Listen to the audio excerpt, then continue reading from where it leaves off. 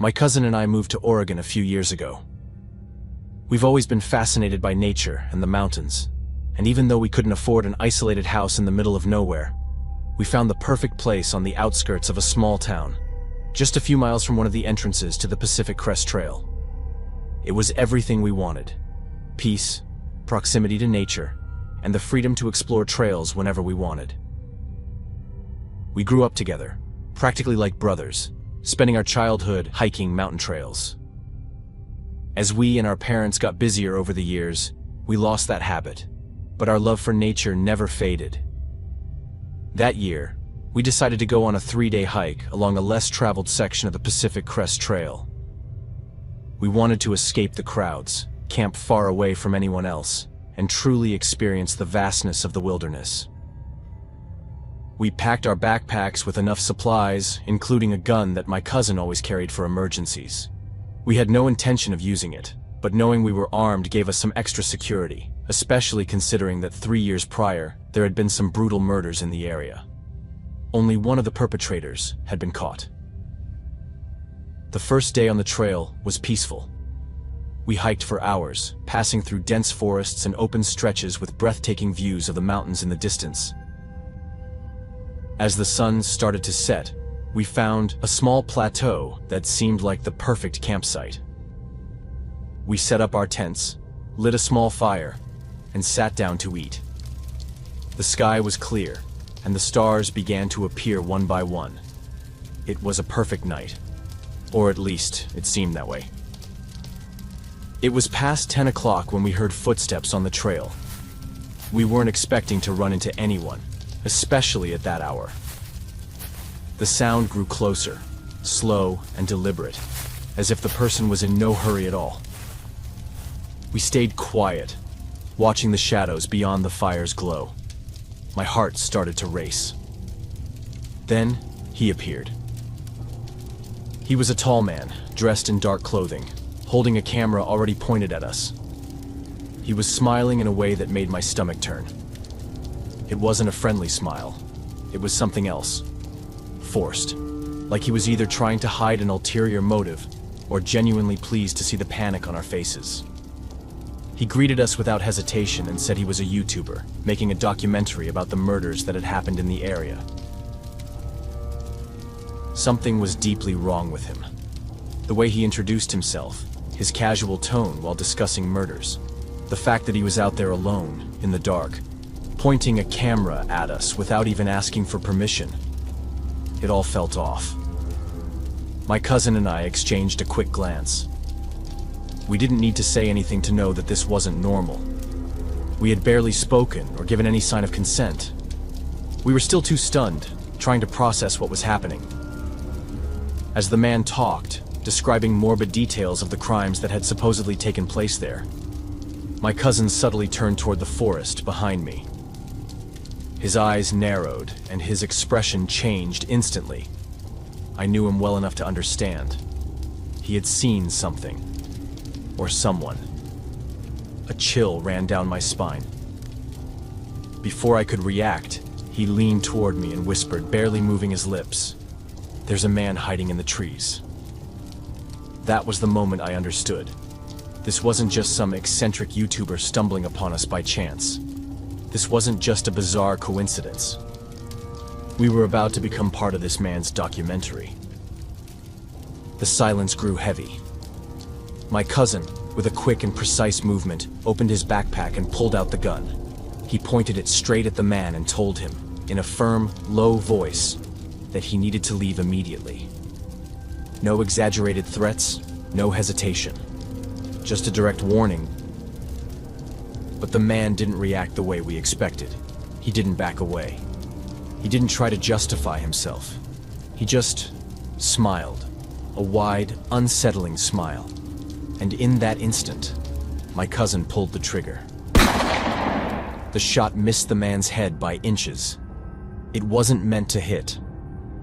If my cousin had wanted to, he would have. That shot was a warning. That's when, from the trees, at least 3 other men suddenly bolted, running in different directions into the forest. Men who had been there the whole time, watching us, waiting. My heart pounded. If my cousin hadn't noticed that hidden figure, how many more minutes would we have had before they did whatever they had planned? The man with the camera was still standing there, staring at us. I expected him to run, to react somehow, but he did nothing. He just tilted his head slightly, as if assessing the situation. Then, without saying a word, he turned off the camera and slowly walked away, disappearing into the darkness, as if he had never been there. We didn't wait to see if they would come back. We packed up everything as fast as we could, shoving what we could into our backpacks, and took off, hiking through the night, guided only by fear and adrenaline. Every sound in the forest felt like someone following us. Every shadow looked like a threat. We walked non-stop until, at dawn, we reached the car. We drove straight to town and went to the police. We reported everything: the encounter, the hidden men, the gunshot, the strange behavior of the so-called YouTuber. They listened, took notes, but it wasn't until they showed us a photograph of the man that we realized just how bad things could have been. His name was Jamie Costwood, and he was wanted in Canada for at least 9 crimes, including brutal murders. Multiple teams were sent into the forest to track down those men, now that they had an exact location. The police said we might be called back to testify, but so far, we haven't heard anything. Hey, horror spectator here.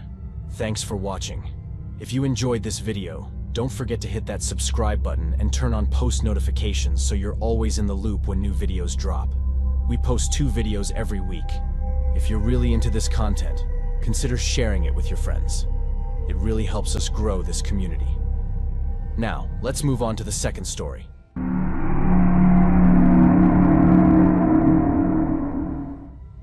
I was always a shy kid. The kind who spent most days holed up inside, playing video games or reading.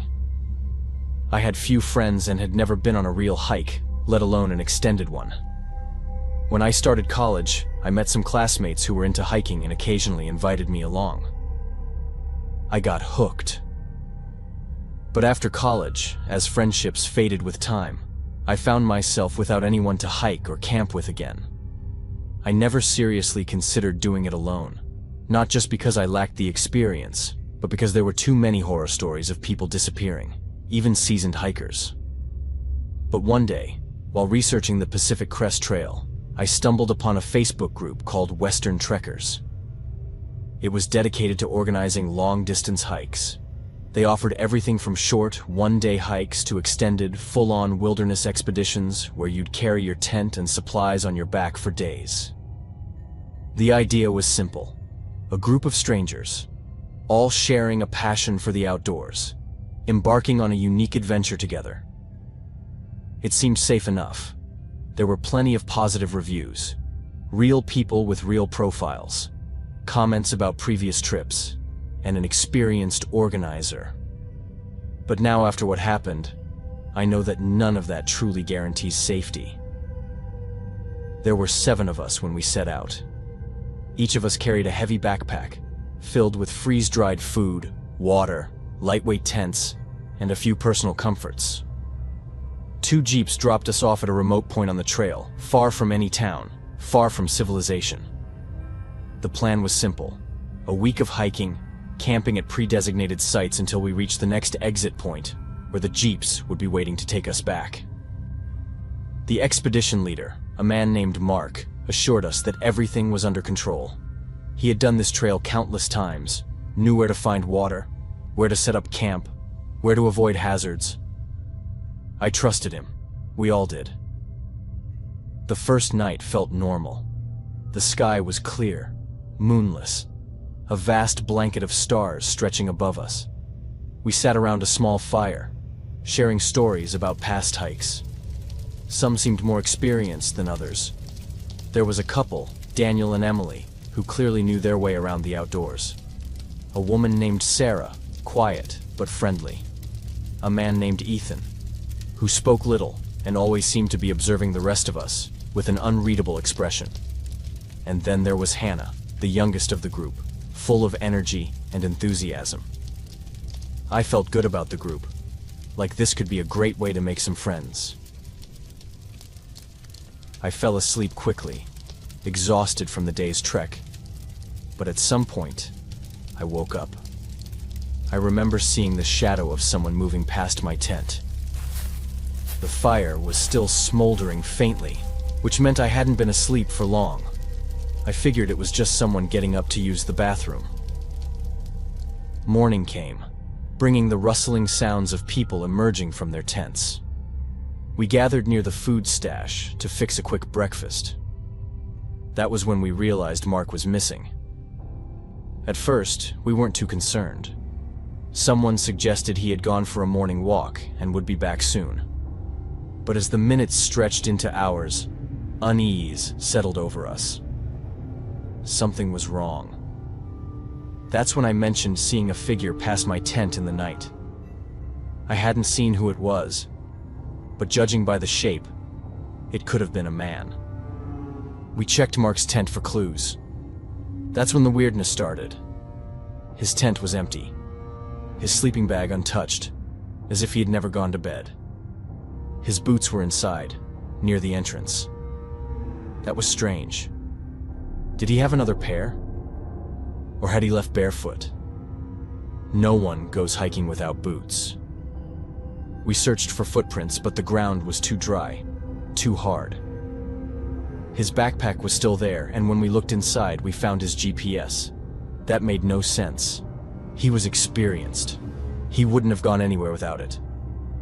The only thing out of place was his canteen, knocked over next to the backpack, as if he had stepped out of the tent and simply vanished.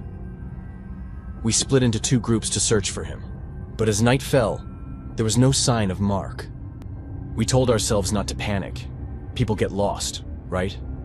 Maybe he had wandered off to relieve himself and lost his bearings, but something felt off. None of us wanted to admit the obvious. We were in the middle of nowhere, and none of us were skilled navigators.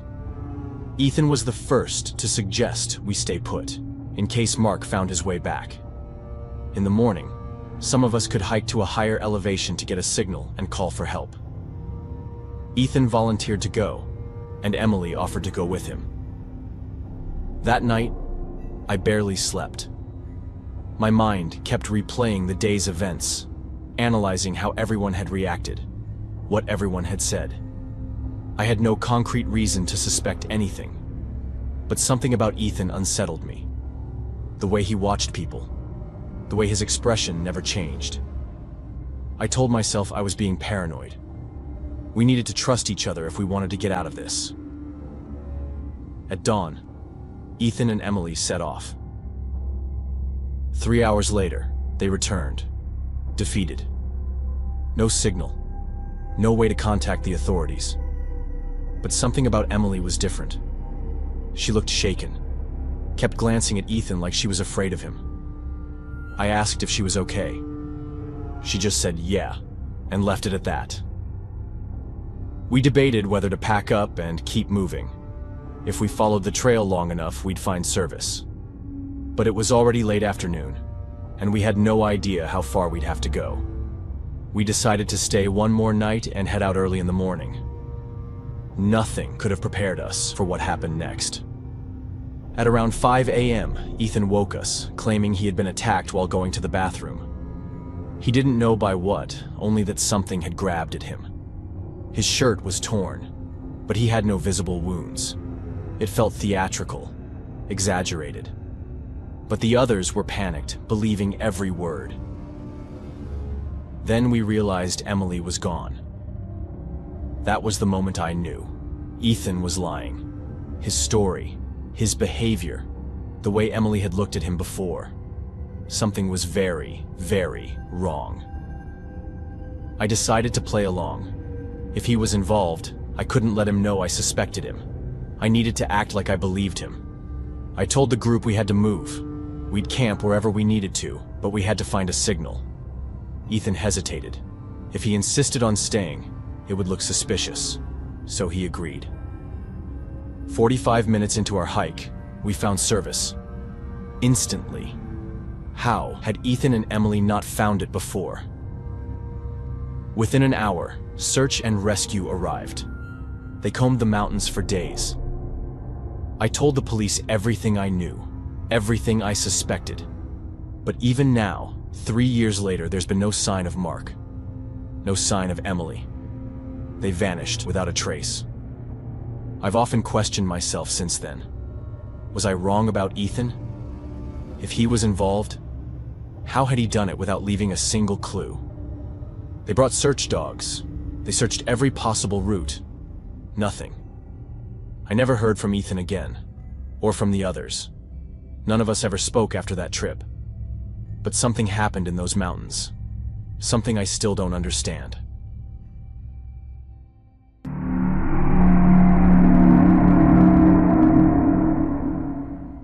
I've lived my whole life on the outskirts of Packwood, in a secluded house right on the edge where the forest meets the Pacific Crest Trail.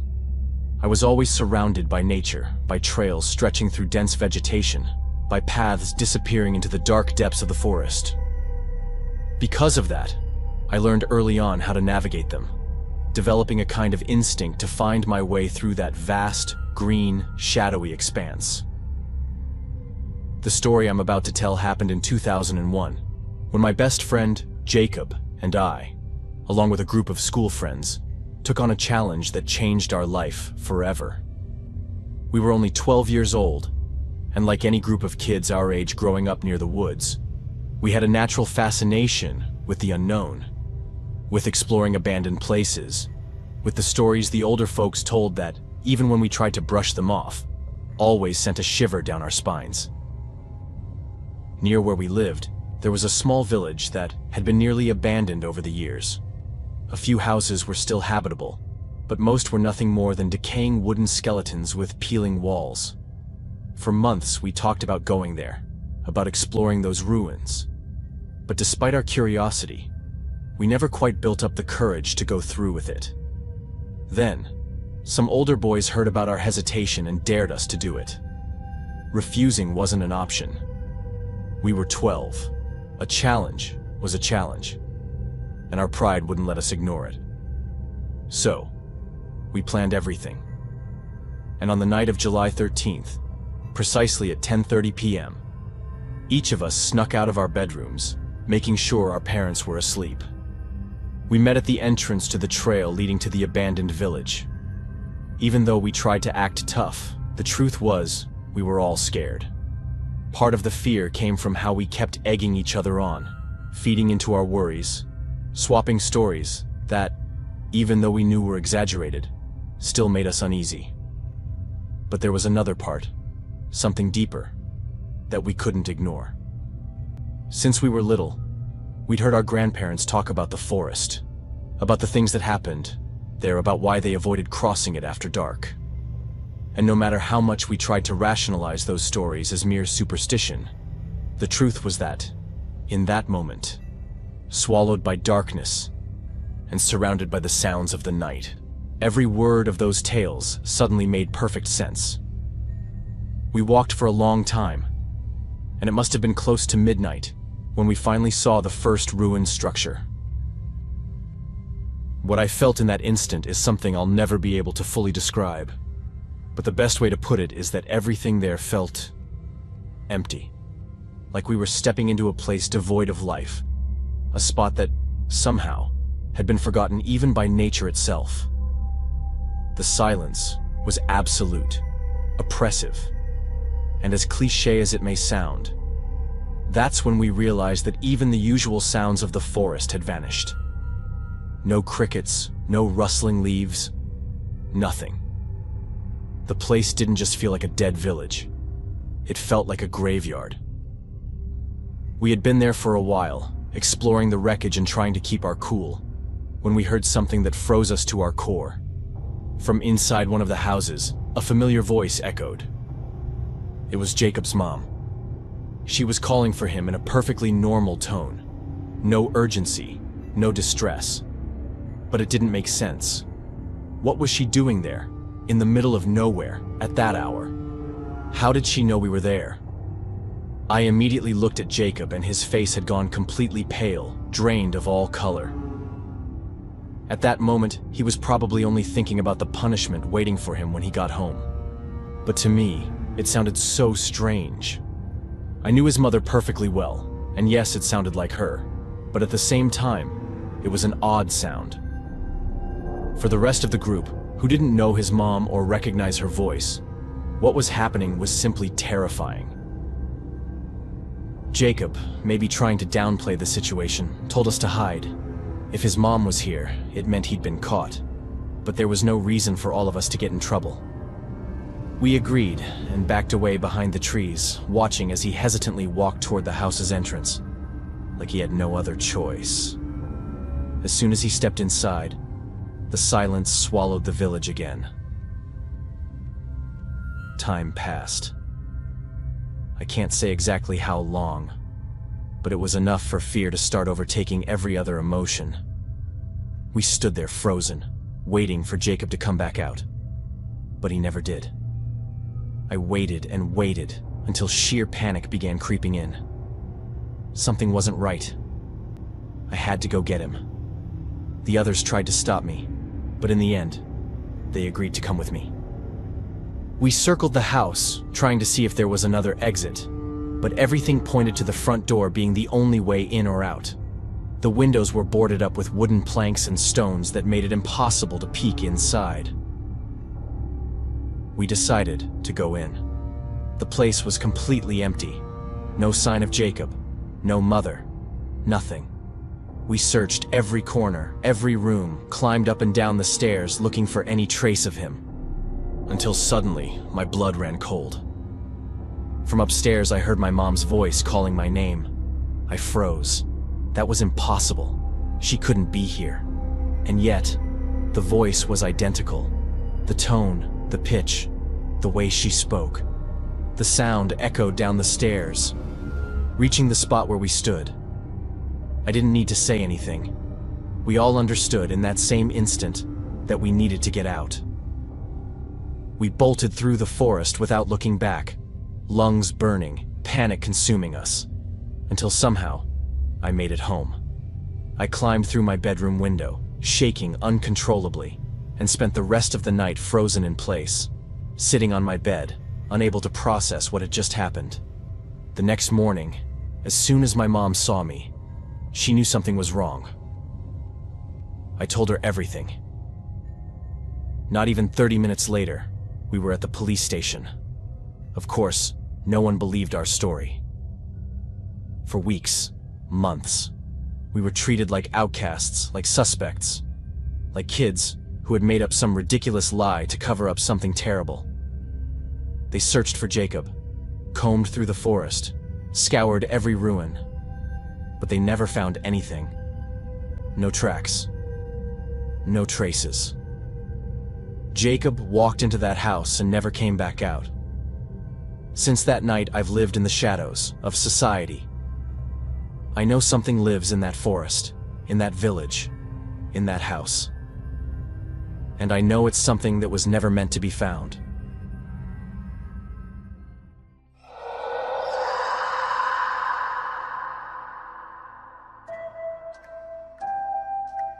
Hi everyone, and welcome to Horror Spectator.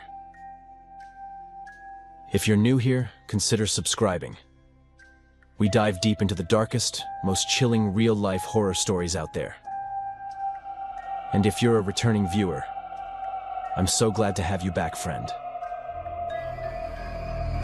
Dim the lights, get comfortable, and let's head back into the mountains.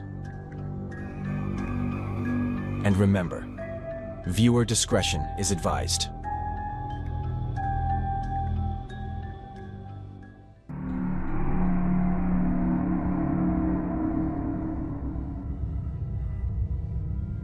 Everything I'm about to tell you is based on instinct more than hard evidence. I don't have concrete proof that I could hand over to the police and expect them to arrest someone. I don't have security footage, fingerprints, or anything like that. What I do have is a gut feeling that has only gotten stronger over time, and the unsettling part is that I'm not the only person who feels that way. I'm going to tell this from the beginning, and include every detail I can remember, because I'm honestly at a loss for what to do. The whole situation is disturbing in a way that's difficult to explain.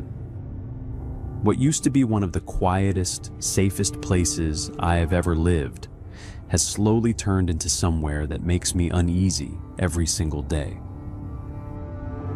For a little context, I live in a very remote part of the Appalachian Mountains. There are a handful of houses scattered throughout our little community, but mine, along with 3 others, sits farther west than the rest. We're the last homes before the forest really takes over, so people rarely end up here unless they have a reason to. Most visitors come by car because there's really nowhere else to go beyond our properties. Even then, the houses aren't right next to each other. If I stand at one of my front windows, all I see are trees in every direction. If I really focus through the woods, I can make out parts of my nearest neighbor's roof, but that's about it. It's only a 5-minute walk between our houses though, so despite having plenty of privacy, we've always been close. The 4 households out here naturally look out for each other because, frankly, there isn't anyone else to do it. My neighbors aren't family, but after so many years, they're about as close as friends can be. My wife and I have known them since we were kids. We've celebrated birthdays together, shared dinners, helped each other after storms, and settled into the kind of friendship that happens naturally when people spend years living side by side in a place like this. Whenever one of us goes on vacation, someone else keeps an eye on the house. They feed our 3 cats whenever we're away, and we water their plants or collect their mail when they're traveling. None of it is ever something we have to ask for. It's just the way things have always worked between us. Out here, you depend on the people around you, and over the years they've become people I trusted without ever having to think twice about it. Then, about a year ago, something small happened that didn't seem important at first. One afternoon, I noticed a car parked outside my neighbor's house that I'd never seen before. It didn't immediately strike me as suspicious. Even though they don't have much family nearby, they do have a few old friends who stop by every once in a while. I figured someone had come to spend a couple of days with them, and I didn't think much more about it. After 2 days, though, I started wondering if maybe that wasn't the case. The unfamiliar car was still sitting in exactly the same spot, but both of my neighbors' vehicles were gone. That led me to another explanation. Maybe they'd done one of those home swaps where 2 families trade houses for a vacation. It didn't really seem like something they'd normally do, but everyone tries new things eventually, and it wasn't impossible. As the days went by, though, the situation started feeling stranger. The unfamiliar car never moved. Their own vehicles never came back. Every curtain in the house stayed closed day and night, and no matter what time I happened to look over, I never saw anyone through the windows. No lights, no movement, nothing that suggested someone was actually living there. Then another thought crossed my mind. Maybe they'd simply bought a different car and gotten rid of the old ones. It wasn't a perfect explanation, but it made more sense than anything else I could come up with. Still, after about a week of seeing the exact same thing every day, I decided I was just going to walk over and check on them. Even if they really had gone away or swapped houses with someone, it felt unusual that they hadn't mentioned it to us beforehand. Like I said, that's just how we'd always done things. Not because anyone owed anyone an explanation, but because that's the kind of relationship we'd built over the years. Even so, I reminded myself that they didn't actually owe us anything, and maybe I was overthinking the whole situation. With that in mind, I walked across the trees toward their front porch and knocked on the door. The second time I rang the doorbell, someone finally answered. The moment the door opened, I recognized the woman standing there. About 2 weeks earlier, she and a man had come to my house and asked my wife and me if we had any interest in selling our property. Even back then, the whole interaction had felt a little off. I had told them we weren't interested, that we loved our home and had no plans to leave. They kept trying to continue the conversation for another minute or two before eventually giving up and walking away. I never got around to mentioning it to my neighbors. I'd been incredibly busy that week with work around my storage barn, and even though the encounter had struck me as unusual, especially out here where random strangers almost never show up, life got in the way, and I eventually stopped thinking about it. Seeing that same woman standing inside my neighbor's house immediately made every alarm bell in my head go off. I asked where my neighbors were, whether everything was okay, and what exactly was going on. The answer she gave me was strange. It sounded like someone who had rehearsed an explanation too many times. Someone adding unnecessary details because they were trying too hard to sound believable, while at the same time carefully avoiding the parts they didn't want to say. According to her, she had approached my neighbors about selling the property. They had accepted almost immediately without any hesitation, finalized everything, and moved away. As she was talking, I couldn't stop looking past her into the house. Everything inside still belonged to my neighbors. Their furniture was exactly where it had always been. The family photos were gone, but almost everything else looked untouched. The front entryway looked exactly the same as it had for years. None of it made any sense. If they had really decided to move, why would they leave behind almost everything they owned? I was so caught off guard that I didn't even know how to respond. I thanked her, turned around, and walked back home. It only takes about 5 minutes to get from their house to mine, and my wife was waiting for me on the porch. I immediately reminded her about the couple who had come asking to buy our house, something she remembered because we'd both thought it was odd at the time, and then I told her everything the woman had just said. My wife immediately shook her head. There was no way our neighbors had decided to sell their home and move away that quickly. Even if they had wanted to leave, they would have needed somewhere to stay while everything was being arranged. More importantly, we'd known each other practically our entire lives. We had looked after each other's homes for years. There wasn't a chance they would disappear without saying a single word to us. Still, there wasn't much we could actually do. My wife tried calling both of them over and over again, but neither phone was turned on. For the next couple of days, we kept trying to come up with reasonable explanations. At one point, we even wondered if maybe they'd simply wanted a fresh start somewhere else, and had decided to cut ties with everyone, including us. The problem was that nothing about our relationship suggested that. They were adults, though. If they wanted to sell their house, they had every right to do it. Eventually, with no family members we could contact, and no way of finding out where they'd gone, we reluctantly tried to move on. About 2 weeks after all of this started, something happened that brought all those doubts rushing back.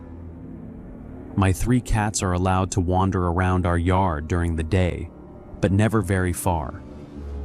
There are too many predators in these woods, and we've spent years teaching them not to leave the property.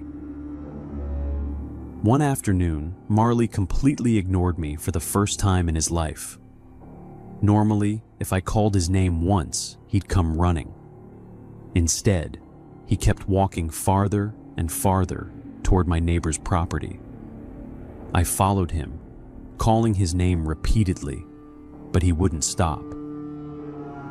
Eventually, he reached a section of ground that looked like it had been disturbed recently. The dirt had clearly been dug up and filled back in. Marley stood over it, pacing in circles, sniffing the ground over and over again, completely focused on whatever was underneath. I didn't understand why he was acting that way until I looked up and saw the man from the couple walking toward me with a look on his face that immediately made me uncomfortable. He told me I was standing on private property and expected me to leave. I apologized, explained that Marley had wandered over without listening to me, and that I had only come to get him. I also mentioned that my cats had always been very attached to the previous owners because they used to look after them whenever my wife and I went away on vacation or visited family.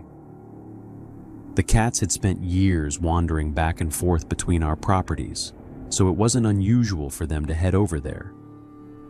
I picked Marley up, apologized again, and walked back home.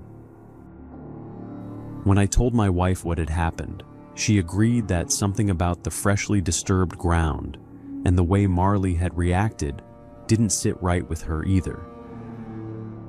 That was the moment we finally decided we should call the police. Maybe it sounds like an overreaction, but by then there were simply too many things that didn't add up. Our neighbors had vanished without saying goodbye. Complete strangers had somehow moved into their house almost overnight. Nobody could get in touch with them. And now there was freshly dug earth on the property that our cat seemed obsessed with. The response we got from the police was exactly what I was afraid it would be. They told us our neighbors were adults, that if they'd chosen to sell their home and move away, it wasn't any of our business, and that there was no evidence that any crime had taken place. The deputy spent more time lecturing us about wasting police resources than he did listening to what we actually had to say. I won't lie, both my wife and I were furious after that phone call, although neither of us was particularly surprised. The sheriff's office that covers our area is a good distance away, and around here they've earned a reputation for doing as little as possible. Almost nobody likes dealing with them because they rarely take anything seriously unless they're forced to. I don't have anything against law enforcement in general. There are plenty of places where they do an incredible job. But out here, most people avoid calling them altogether and usually handle problems themselves. This time, though, we genuinely felt like we had no other choice. Something genuinely terrible could have happened to them, and we felt like it was our responsibility to report what we'd seen, even if it turned out to be nothing.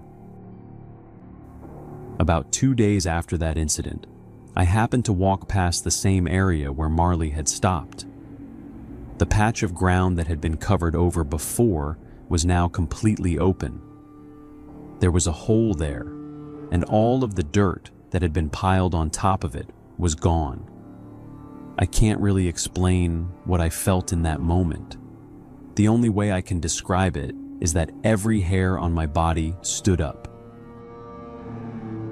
I know some people are probably rolling their eyes hearing me say that, but I'm not someone who talks about instincts or weird feelings. I'm a pretty rational person, so the fact that I had that reaction stuck with me in a way I couldn't ignore.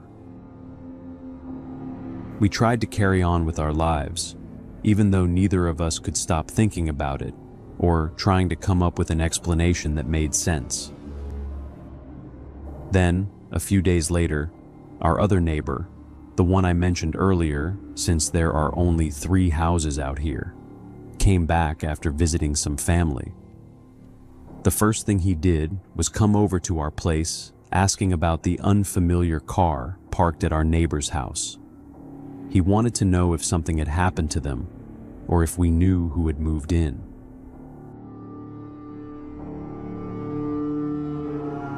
I invited him inside, and we told him everything that had happened over the previous couple of weeks. Before we'd even finished, he interrupted us and said there was no chance our neighbors would have packed up and left without saying goodbye. Then he told us something that made my stomach drop. He lives alone, unlike my wife and me, and he said that when the same couple had knocked on his door asking if he wanted to sell his house, the whole encounter had felt wrong. After he told them he wasn't interested, he got the unmistakable feeling that they were about to force their way inside. He said both of them shifted their weight forward at almost the same time, like they had already made up their minds. The only reason they didn't was because they suddenly realized he wasn't alone. He had friends visiting that day, and the moment they noticed other people inside the house, they immediately backed off. According to him, it became awkward almost instantly. They tried to play it off, acted like nothing had happened, smiled, apologized for bothering him, and walked away. But he was convinced he'd seen something slip for just a second, enough to know that whatever their real intentions had been, they weren't good. Hearing that was the confirmation we needed that this wasn't all in our heads. I still don't know exactly what happened to our neighbors, and I can't prove that the couple living in their house had anything to do with it. I only know that none of this feels right. The blinds in that house are always shut now. You never see anyone outside unless they're coming or going, and even then, it's rare. To be completely honest, my other neighbor and I have already talked about forcing our way into the house just to make sure there isn't something horrible inside that everyone has missed. The problem is that if we do that, we'll probably end up being the ones in trouble. Worse than that, where we live, homeowners are legally allowed to defend themselves with firearms if someone breaks into their house. So we're stuck. We don't know what happened to our neighbors, but we're both convinced something did. We just have no idea where to go from here, and every day that passes makes it harder to believe we're ever going to find out the truth.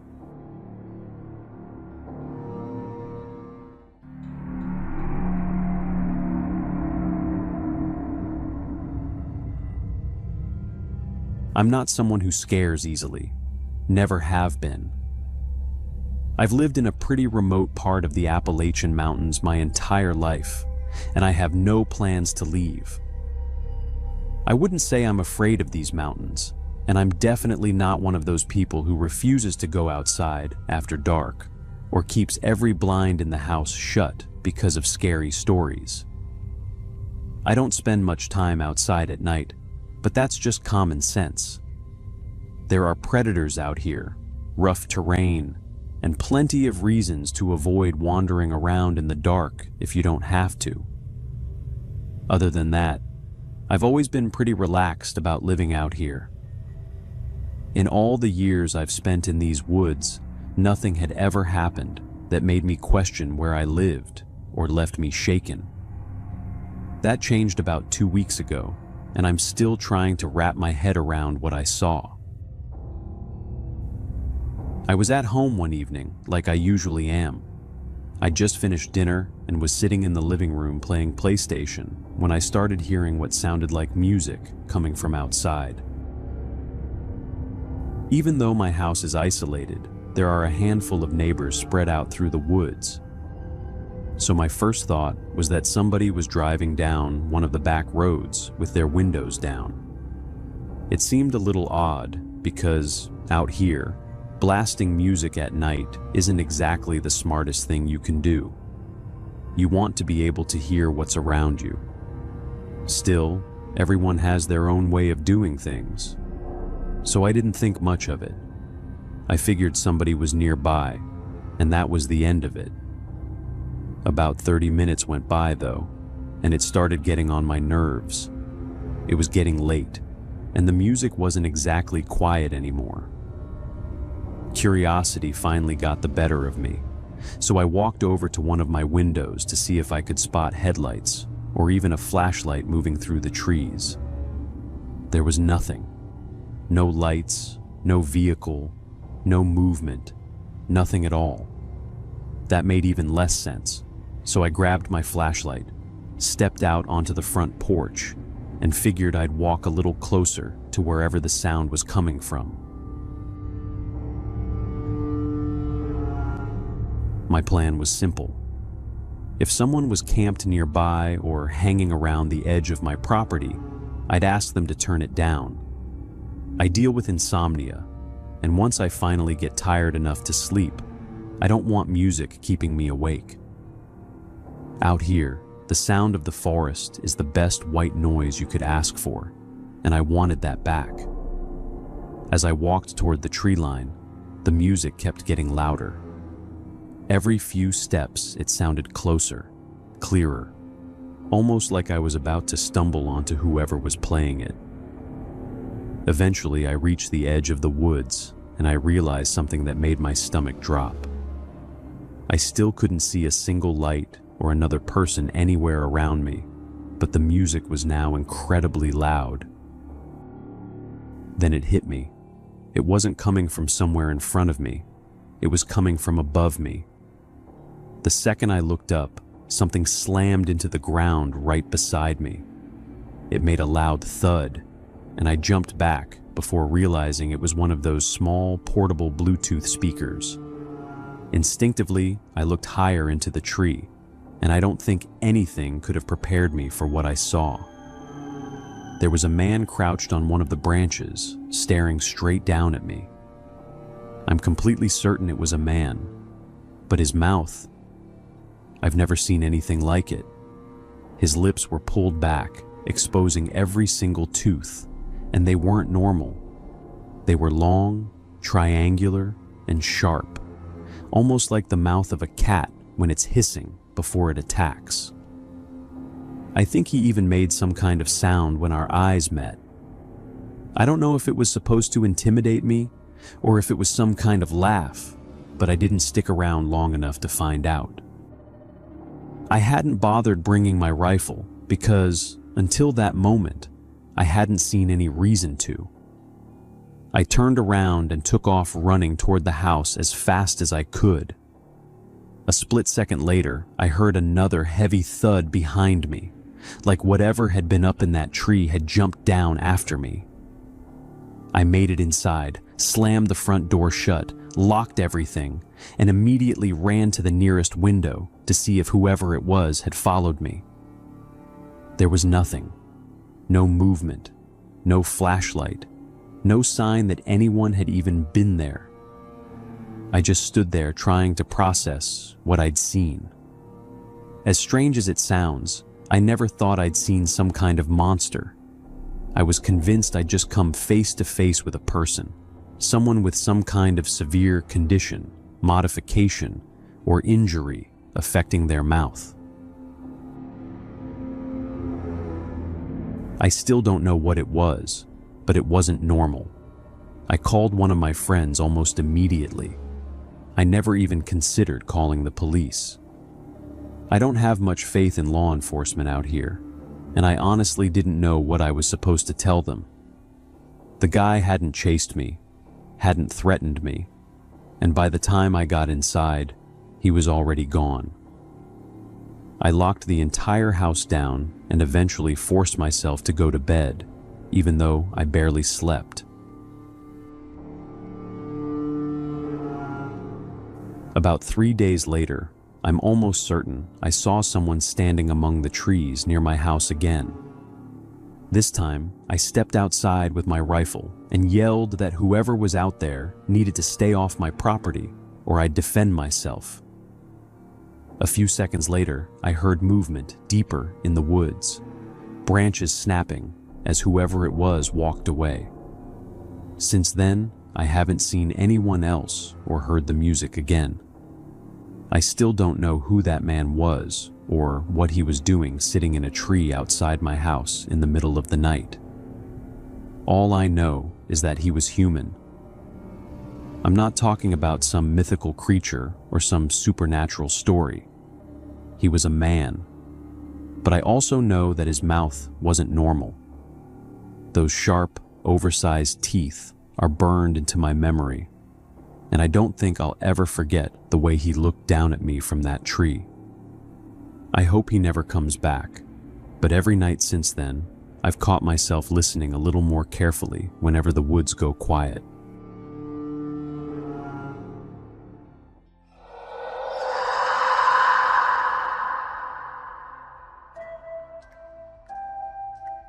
Hi everyone, and welcome to Horror Spectator.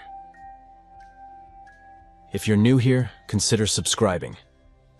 We dive deep into the darkest, most chilling real-life horror stories out there. And if you're a returning viewer, I'm so glad to have you back, friend. In this video, we're exploring 3 terrifying stories that took place in the Appalachian Mountains during one of my absolute favorite natural phenomena: thunderstorms. I've been wanting to make a video on this topic for a while now, but I decided to wait and post it today for 2 main reasons. First, October and thunderstorms are the perfect combination. Second, well, it's my birthday, so it just felt like the right time. Thank you so much for being here and for choosing to support this channel. I truly hope you enjoy this video as much as I enjoyed reading and putting these stories together. If you have any suggestions, please leave them in the comments below. I'd love to hear from you. Now, dim the lights, get comfortable, and let's head back into the mountains. And remember, viewer discretion is advised.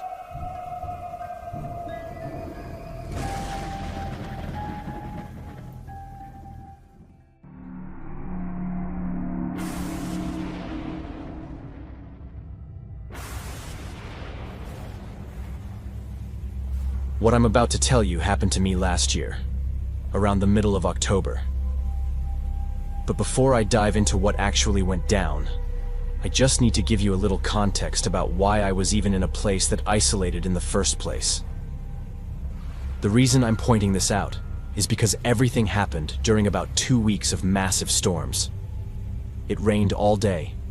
It rained all night. And this exact week this year, it's been the same way.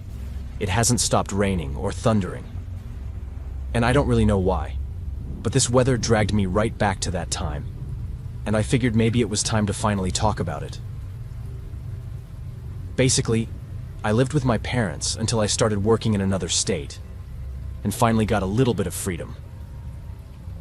But about 1.5 years after working there, I ended up getting into a fight with a coworker, and we both got fired. Let me just make it clear. It wasn't entirely my fault. Of course, it was wrong to punch someone at work. It was childish not to control my emotions. But I swear I had reached a point where I just couldn't take it anymore. He was the kind of guy who had been harassing me since day one. He'd pull pranks on me, talk shit about me, mock me. I had never even given him a reason to act that way. We had never talked about anything that could have triggered some weird reaction, and I never treated him badly. But for whatever reason, he developed some kind of obsession with me and wouldn't leave me alone. So after punching him and us getting into a fight right there in the office, we both ended up without jobs. With no real prospects of finding something new right away, I had to move back in with my parents. It was supposed to be temporary, just long enough to get back on my feet and figure something out. But the months kept dragging on and nothing came up that would actually allow me to leave. And the thing is, once you've lived on your own and had your independence, moving back in with your parents is honestly one of the worst things that can happen to a person. One day, I was having coffee with an old high school friend, and he picked up on how miserable I was. That's when he told me about this cabin he owned, right in the middle of the woods, where he usually spent his summers. He'd only go there once a year and stay for 3 months. He basically offered me the place for the winter months, rent-free. All he asked in return was that I kept the place in shape while I was there. I hesitated a little at the idea of being in the middle of nowhere, but at least I could drive right up to the cabin. And like I said, I was desperate. I remember leaving that coffee shop with this rush of excitement, like for the first time in a while, I had a way out. I even walked home in pouring rain, not even caring about getting soaked. 4 days later, I was leaving my parents' house with the car packed and headed straight to the cabin. I had thought about waiting for the storm to calm down a bit, because driving through the woods with low visibility wasn't exactly safe. But the forecast said the storm wasn't going to let up for at least another week, so I figured it was better to just go.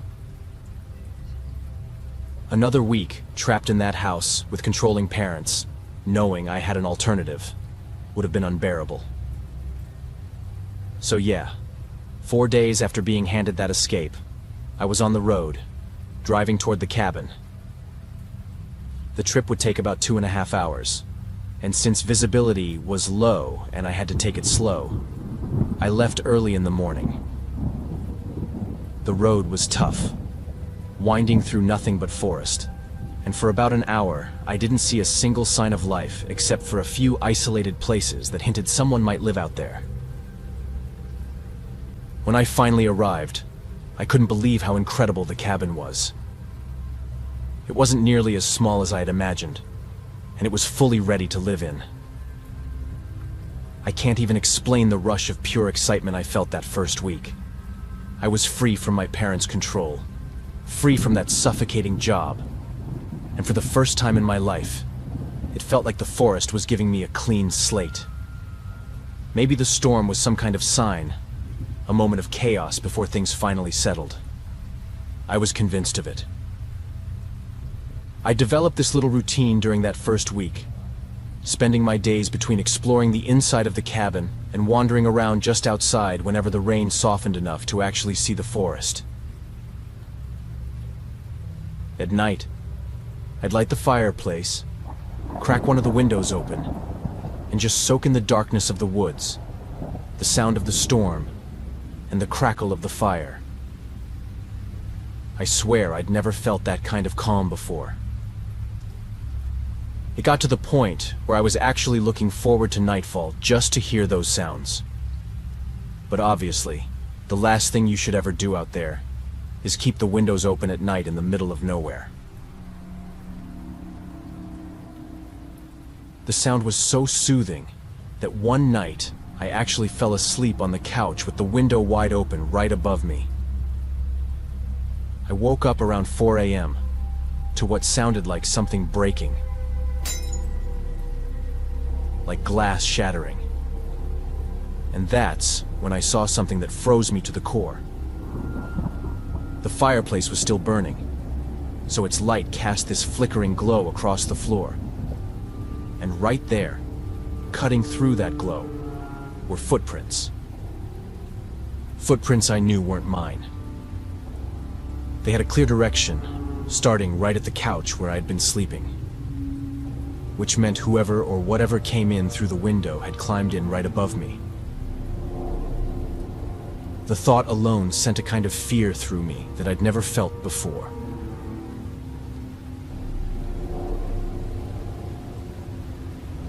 The footprints went toward the fireplace, then toward the smaller couch pushed up against the other window. Whoever had entered had sat there, watching me sleep. Another thought that made my stomach drop. Then the footprints led to the kitchen, the direction of the sound that had woken me up. I snapped out of the initial shock just enough to feel that heavy, unmistakable sensation that someone was still inside with me. I crept toward the fireplace, grabbed the sharpest tool I could find, and crouched in the corner, waiting. That's when I started noticing even more details that made my skin crawl. The footprints were bare, but the shape wasn't normal. They looked warped, twisted. And from the kitchen I could hear this breathing, quick and shallow, mixed with what sounded like a whimper. It was like someone crying, but it wasn't human crying. Not really. I shifted my weight because my legs were going numb. And without realizing it, I slipped and hit my back against the wall. The sound wasn't loud, but it was enough. The breathing stopped, and in the middle of the storm outside, there was this heavy silence filling the cabin, like it was swallowing every bit of sound except the rain and thunder. Then it happened too fast for my brain to keep up. Something, or someone, shot out of the kitchen into the living room and leapt through the window. It was so fast, I barely had time to react. And I swear to God, I had never felt terror like that in my life. It wasn't running upright like a normal person. Or at least, not completely. Its back was arched in this way that reminded me of someone really old. But there's no way someone that old could move like that. That speed, that agility, it wasn't right. It took me several seconds just to process what had happened. But when I finally managed to snap out of it, I ran to the window and slammed it shut. That's when I saw it. In the middle of the darkness, between the trees, two glowing eyes were staring right at me. I locked every window, every shutter. The kitchen was a mess. Two glasses shattered on the floor, and in one of them there was this weird, black, sticky residue. I have no idea what the hell that was. But I spent the entire night on edge, cleaning up everything, wiping away the muddy footprints from the floor, trying to hold myself together. By the time the sun came up, the cabin was spotless, and all my bags were lined up by the door, ready to get the hell out of there. Of course I told my friend everything, but I honestly don't think he really believes me. All he said was that he'd never seen anything like that out there, but he'd keep an eye out. To this day, I have no idea what I saw that night, but it was without a doubt the most terrifying night of my life.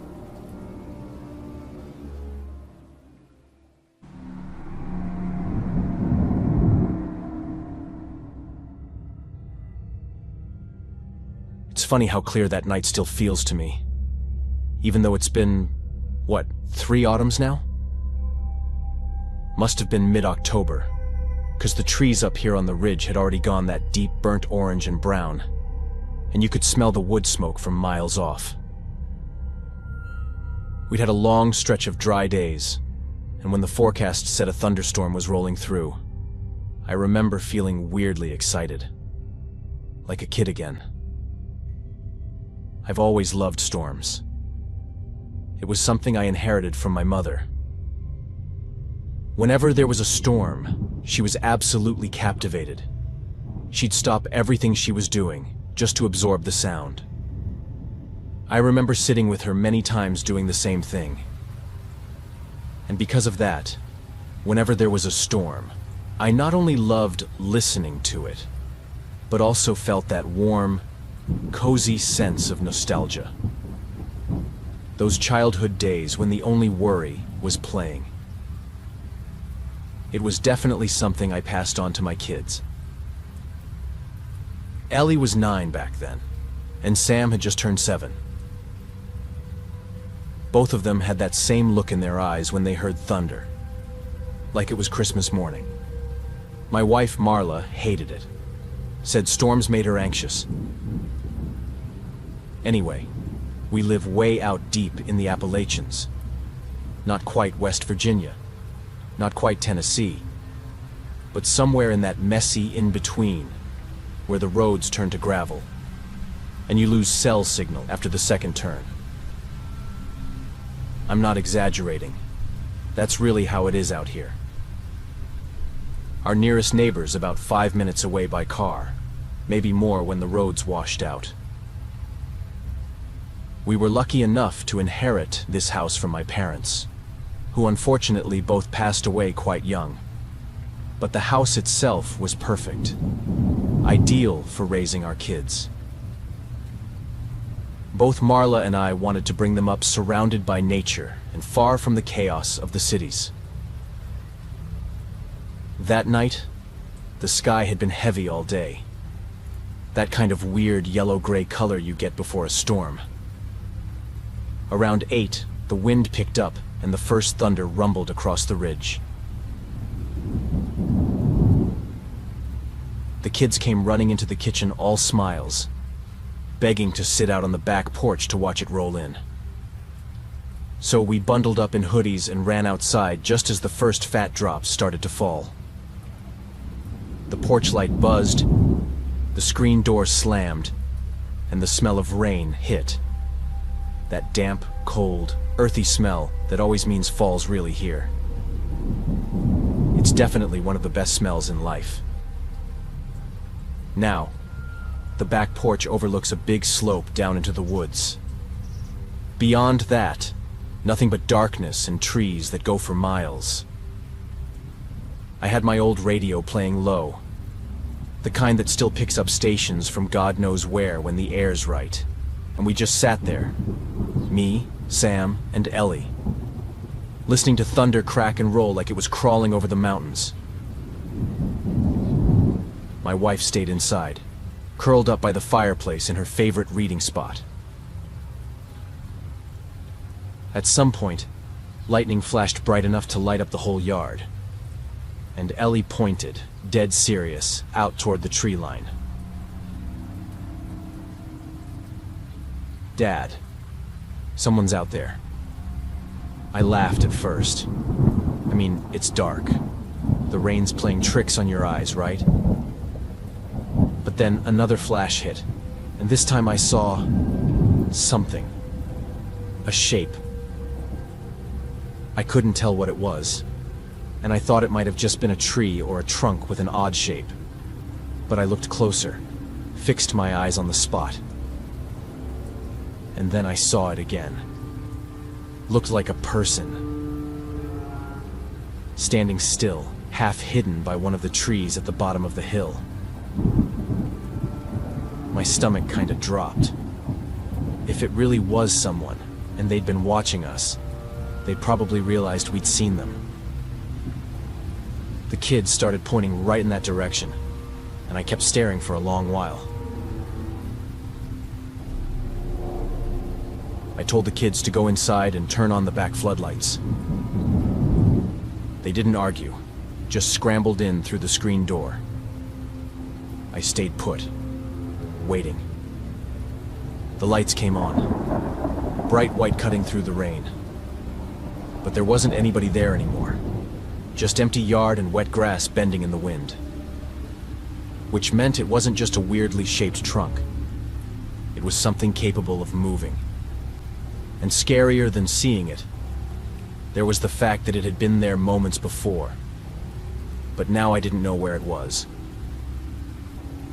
Didn't know if it had gone away or come closer. I told myself it was probably an animal. Hell, maybe even a deer standing weird. Nobody had ever come that close to the house before, but plenty of deer had, so that had to be the explanation. My wife had always loved animals, and sometimes they'd wander closer when she was around. Maybe it was a scared animal looking for shelter from the storm. But I still locked up every door in that house, front and back, and told Marla what we'd seen. I added that we should stay alert, but that there wasn't much reason to think something was wrong. Whatever it was, it had gone away. I felt bad lying to her like that, but I didn't want to ruin the night without a good reason. We settled in for the night, storm still pounding the roof. Watched some dumb Halloween movie with the kids till about 10. Eventually, we got them to bed, or tried to. Not 15 minutes later, Sam came out of his room pale as paper. Said someone was knocking on his window. My whole body tensed, and Marla's face went petrified. Now, you gotta understand. His window faces the woods side of the house. No porch. No easy way to reach it. Meaning no one could possibly just peek in or knock on it. Maybe he was still scared from what he'd seen outside and was making it up just so he wouldn't have to sleep alone. Either way, I wasn't going to ignore what he'd just told me. So I went upstairs to his room. I took the flashlight with me, since by that point the power had already gone out. But when I got to his room, I was absolutely horrified. Lightning flashed again, and for a split second, I swear I saw a man's face. Just a shape. But it was there, right against the glass. I yelled, grabbed my old man's gun, and tore out the back door before Marla could even stop me.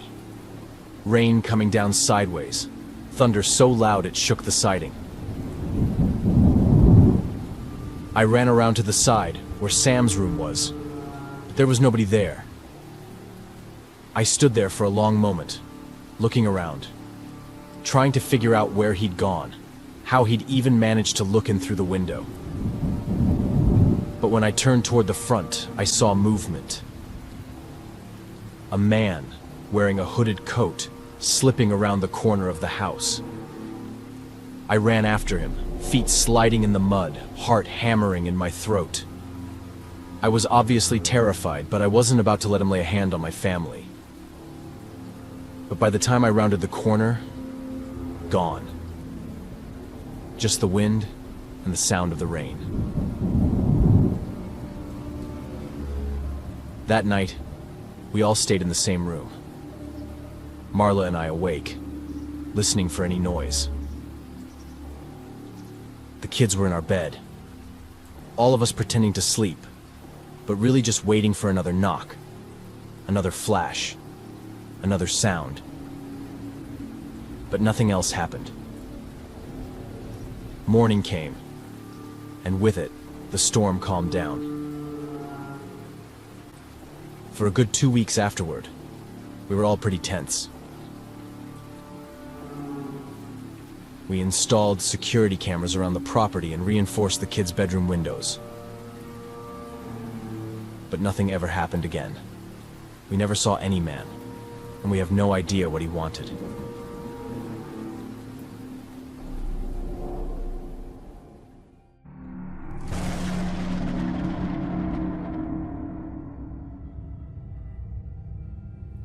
It's strange how something that shattered my life still smells the same when I think about it.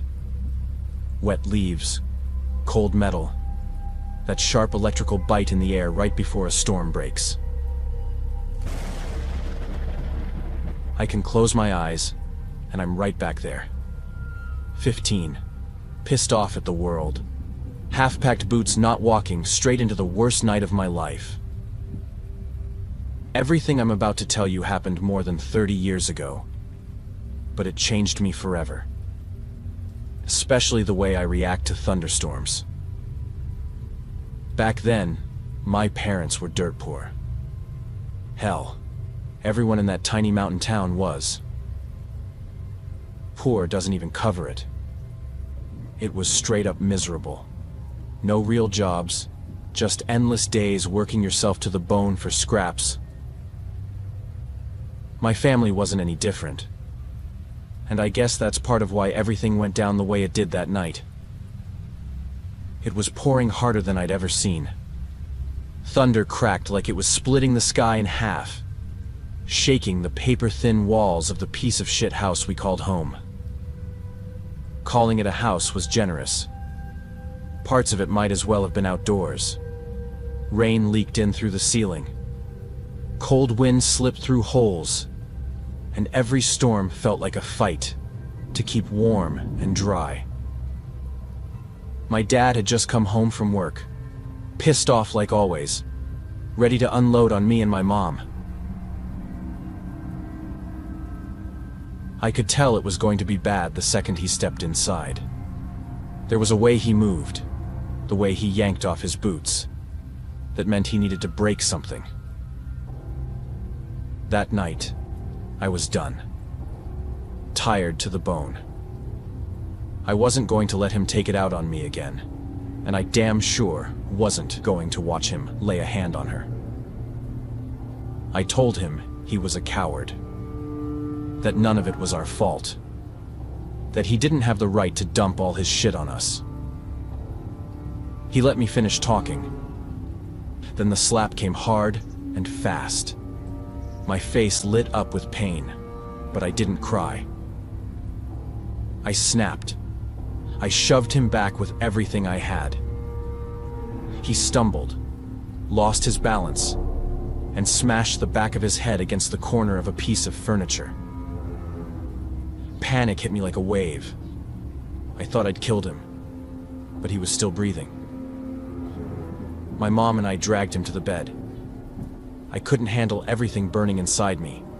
Anger, fear, guilt. It was too much. So I threw the front door open and just ran. We lived out in the Appalachian Mountains in Pennsylvania.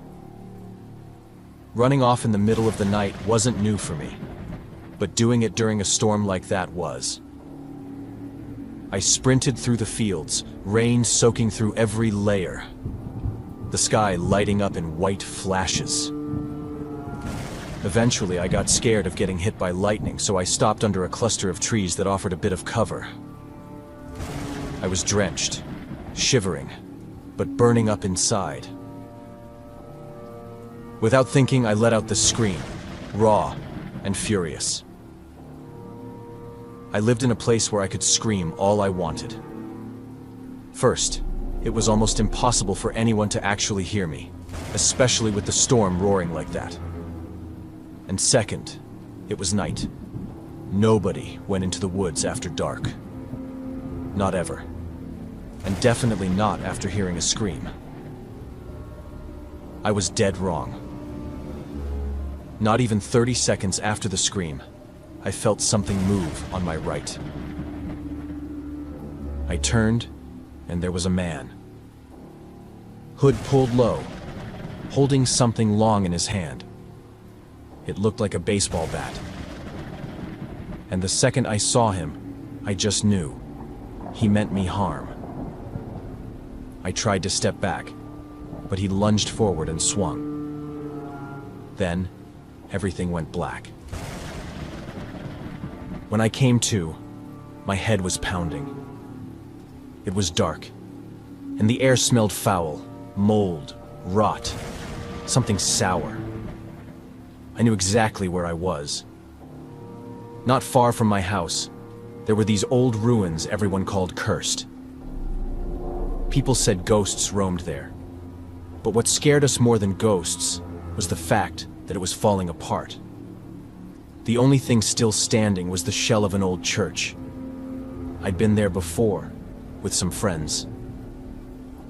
My wrists burned like fire. I realized my hands were tied behind my back with some kind of rough rope. It dug into my skin, too tight. Like whoever did it wanted to make sure I didn't move an inch. Then I heard a voice, and realized I wasn't alone. I couldn't make out what was being said, just the tone. I knew that voice, which made it worse. The door creaked open, slow and heavy, and I heard footsteps fading away. Then daylight slammed into me like a punch. It burned through my eyes, sharp and blinding, and my head felt like it was splitting in two. I don't know how long I stayed there after that. Soaked to the bone, teeth chattering, every muscle locked up. The silence pressed down on me, thick and cold. Nobody came back. It was just me, tied up, waiting for something I couldn't even name.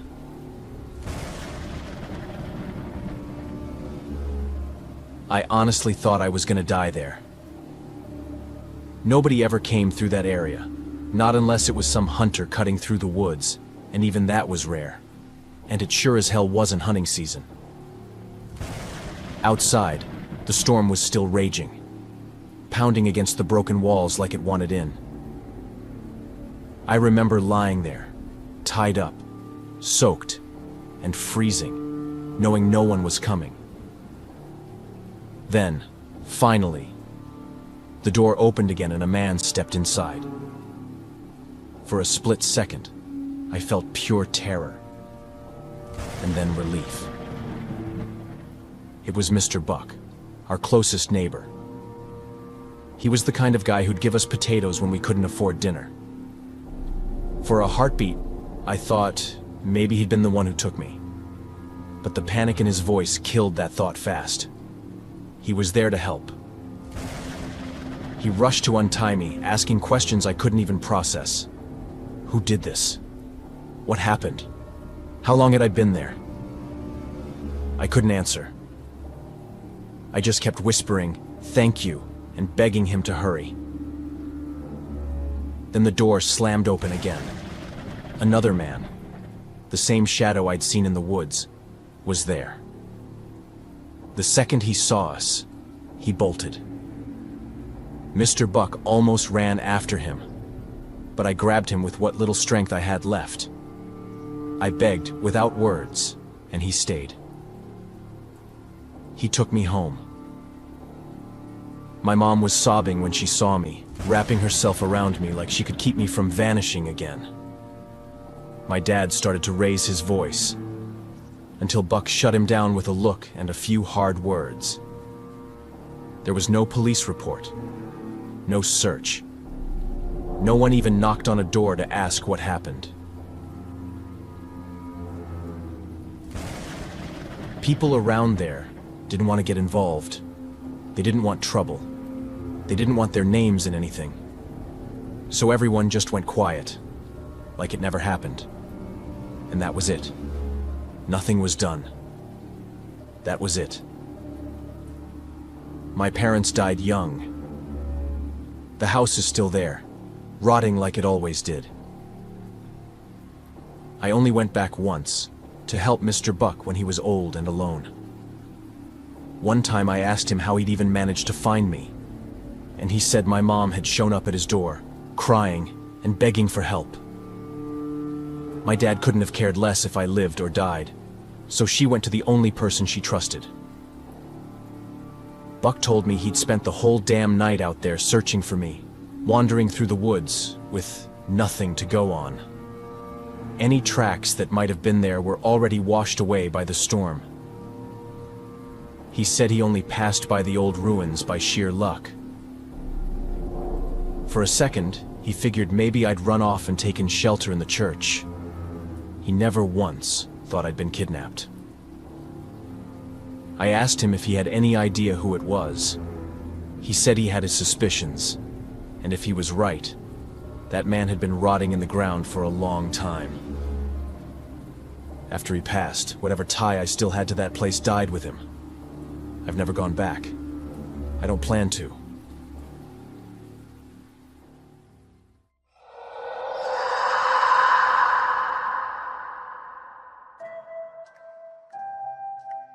Hi everyone, and welcome to Horror Spectator. If you're new here, consider subscribing. We dive deep into the darkest, most chilling real-life horror stories out there. And if you're a returning viewer, I'm so glad to have you back, friend.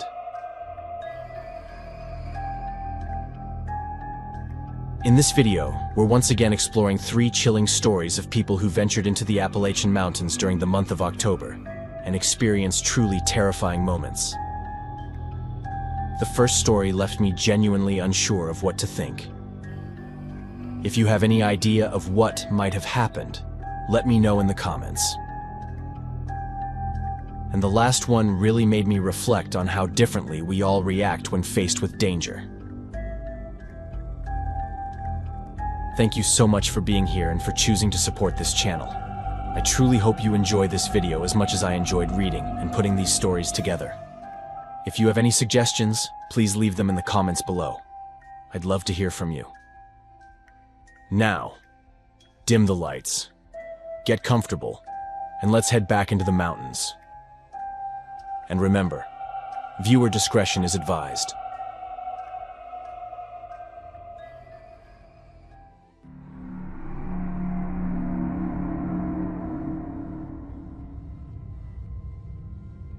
Alright, so what I'm about to tell you went down at the start of this October. And yeah, it's still technically under investigation. But I need to get it off my chest. And maybe warn people too. Because honestly, what happened to me and my friends was so damn bizarre that I keep thinking someone out there must have heard about something like this before. Maybe they can help make sense of it. 'Cause we sure can't. So, between the end of September and the first week of October, like September 28th to October 5th, my friends and I had this whole plan. A few hikes and a camping trip near Fontana Lake in North Carolina. It's that big, quiet lake surrounded by the Smokies, and the Appalachian Trail actually crosses the dam. We'd done a bunch of hikes together before, but always around West Virginia, where we're all from. This time, we wanted something new. Carla, one of the girls in our group, her birthday's October 3rd, and somehow all 7 of us managed to get that week off work. Which, if you're near 30, you know is basically a miracle. So, it felt like the stars were kinda aligning, you know? We were all hyped, talking about how we'd finally unplug for a few days. No phones, no emails, just nature, quiet, and catching up like old times.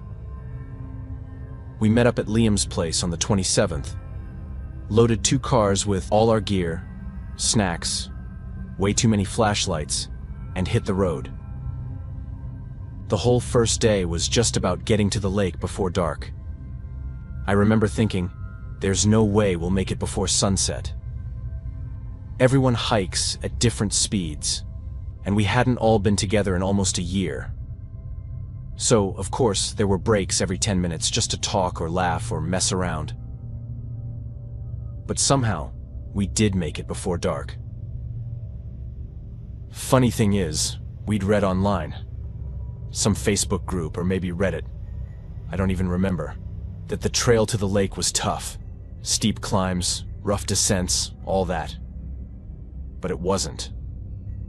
It was actually kinda easy. Mostly flat and crazy beautiful. Like the trees were turning gold and orange. That crisp autumn air that just makes you feel alive. When we finally got to the lake, we set up our tents and just stood there for a while. Not even talking. Just soaking it all in.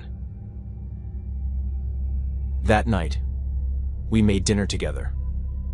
Went for a little walk to check out the area, trying to see if there were other campers around. We figured we'd at least run into someone, but nope. Not a soul. We went back to camp, hung out by the fire for a bit. Some of the group stayed up talking and drinking, but I was exhausted. I'd barely slept the night before, so I crashed early. Slept like a rock, actually. Woke up to the sunlight hitting the tent and felt amazing.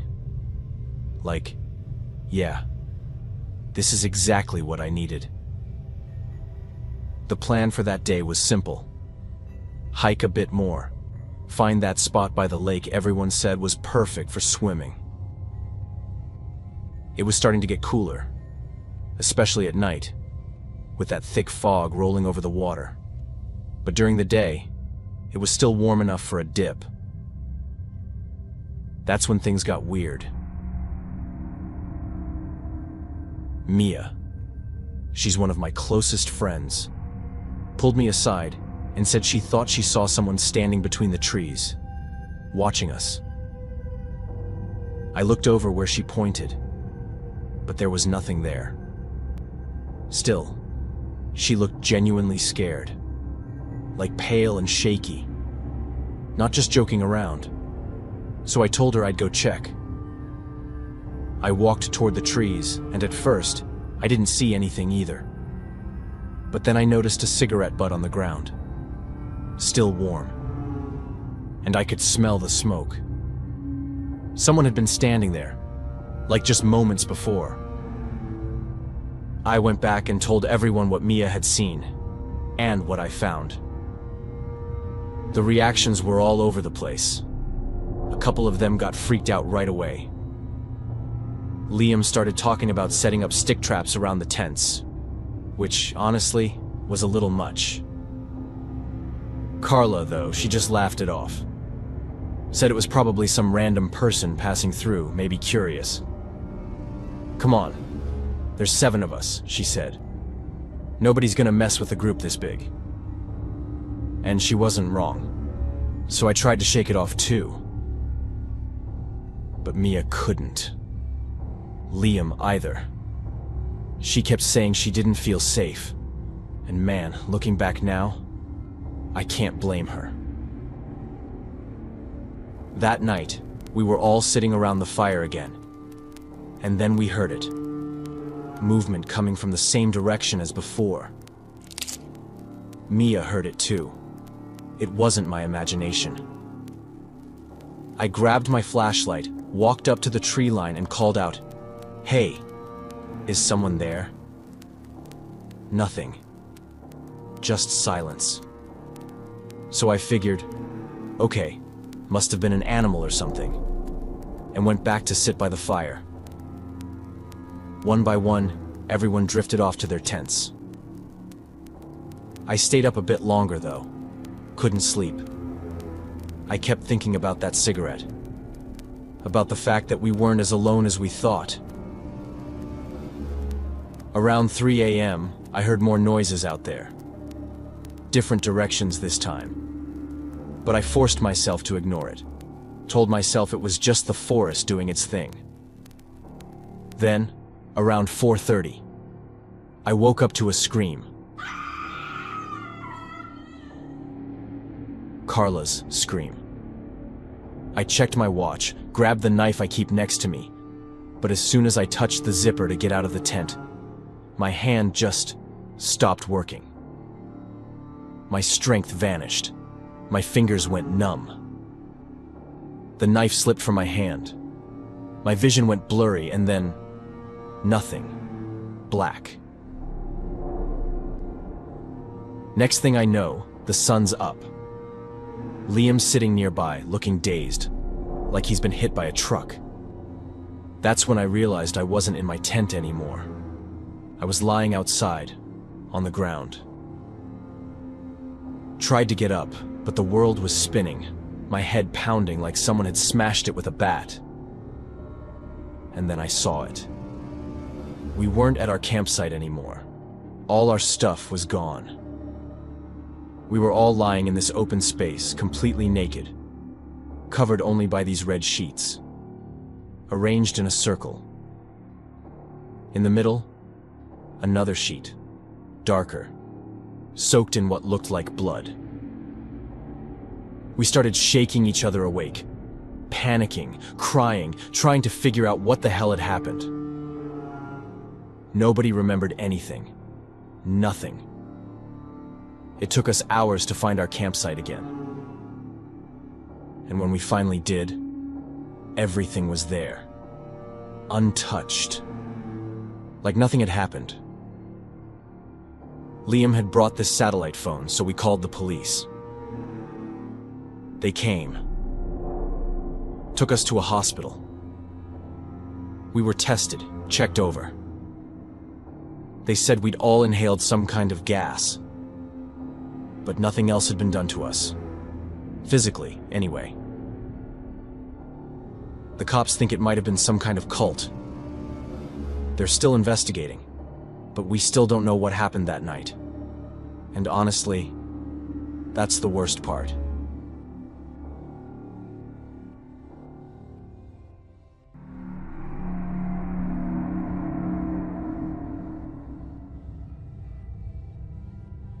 So this happened back in October 2012, up in the Appalachian Mountains, somewhere along the North Carolina side near Hot Springs.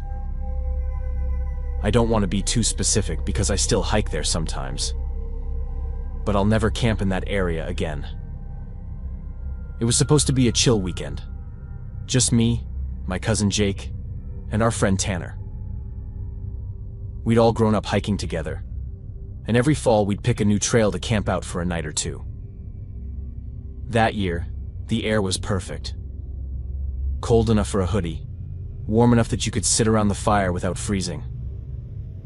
The leaves were that deep red-gold color that makes the whole world look like it's on fire when the sun hits it. It's such a perfect time of year to go camping. We started late Friday and didn't make camp until near dusk. There was an old fire road we followed up the ridge and found this flat spot overlooking the valley. No cell service, no people, nothing. Just that quiet you only get deep in the woods, when even the wind sounds far away. Back then, satellite phones weren't really something you heard about, or at least we hadn't. So we didn't have one. We set up camp, got a fire going, made chili in one of those aluminum pots, cracked a few beers, all that. Jake pulled out a Bluetooth speaker, but after 10 minutes, he shut it off. Said it didn't sound right out there. I kinda got what he meant. You play music in a place like that, and it feels like you're breaking some rule. It's like the sounds of the forest are sacred, and you're just messing it up. We all agreed to turn off the music, and just enjoy what the forest and the trees were giving us. Around 11 p.m., Tanner said he saw a light moving across the ridge opposite us. It was small at first, like a flashlight bobbing through the trees. We all saw it. My first thought was hunters, or another group camping. But the light didn't move like a flashlight should. It wasn't swinging side to side. It just floated. Slow. Steady. Same height the whole time. That's probably not the best way to describe it, but I really don't know how else to say it. It moved in this totally steady, unnatural way.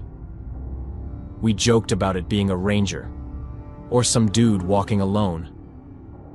But after a few minutes, it stopped moving. Just sat there across the ridge, flickering a bit. At this point, it really looked like someone holding a light, and just staring right back at us. Jake yelled out, "Hey, you good over there?" But there was no response. Maybe we were too far for them to hear us from where the light was. Sometimes the wind changes how sound travels in the woods. Maybe that was it. We waited a minute, then two. The light didn't move. It didn't blink like a headlamp or flashlight should. I think Tanner got spooked first. He said it looked closer than before. I laughed, but when I looked again, I swear to God, it was closer. Not a lot, just a little lower on the ridge. But I'd been staring at it the whole time, and I could swear it hadn't moved. Once again, it didn't look like a movement a person would make. We all kind of went quiet after that. Nobody said we were scared, but I could feel it. That heaviness when your brain starts asking questions it doesn't want the answers to. Something that might be good to say is that we come from a part of West Virginia where there are a lot of superstitions, a lot of legends and stories about the Appalachians. When you grow up in that kind of environment, It's kind of impossible to believe everything's made up with no truth behind it. So, yeah. At this point, I gotta admit, we were all pretty scared. It's ridiculous to think about 3 dudes out in the woods getting freaked out over a light. But the setting was perfect for fear. And the light was weird. Unnatural. I swear if you'd been there, you'd understand what I mean. The light looked even closer than before. But then, out of nowhere, it just disappeared. Not seeing it was almost creepier than seeing it. But after a few good hours of not seeing or hearing anything weird, we admitted we'd been a bunch of wimps, cracked some jokes, and went to bed in our tents. Jake and I shared one. Tanner had his own about 10 feet away. The forest had its usual sounds: crickets, wind, small branches snapping. But at some point, it felt like those sounds were fading, like the forest itself was going to sleep. I couldn't fall asleep. Every time I closed my eyes, I saw that light, just sitting there. I didn't get why something so small had freaked me out that much. I must have dozed off eventually because around 2 a.m., I woke up because I heard crunching. Slow footsteps in the leaves. I thought it was Tanner taking a leak. But then I realized it was coming from the other direction, downhill, from the ridge. I sat up, trying to listen better, trying to really figure out what I was hearing. Jake was already awake. He asked me if I'd heard it too, but I didn't even need to answer. He knew I had. The steps were slow and careful, like whoever it was didn't want to be heard. Then they stopped, and all I could hear was breathing, faint, just outside the tent. Jake unzipped the tent real slow and stuck his head out with the flashlight. But there was nothing there. Just the trees and the dark. I swear I smelled something though, like wet wool and sweat.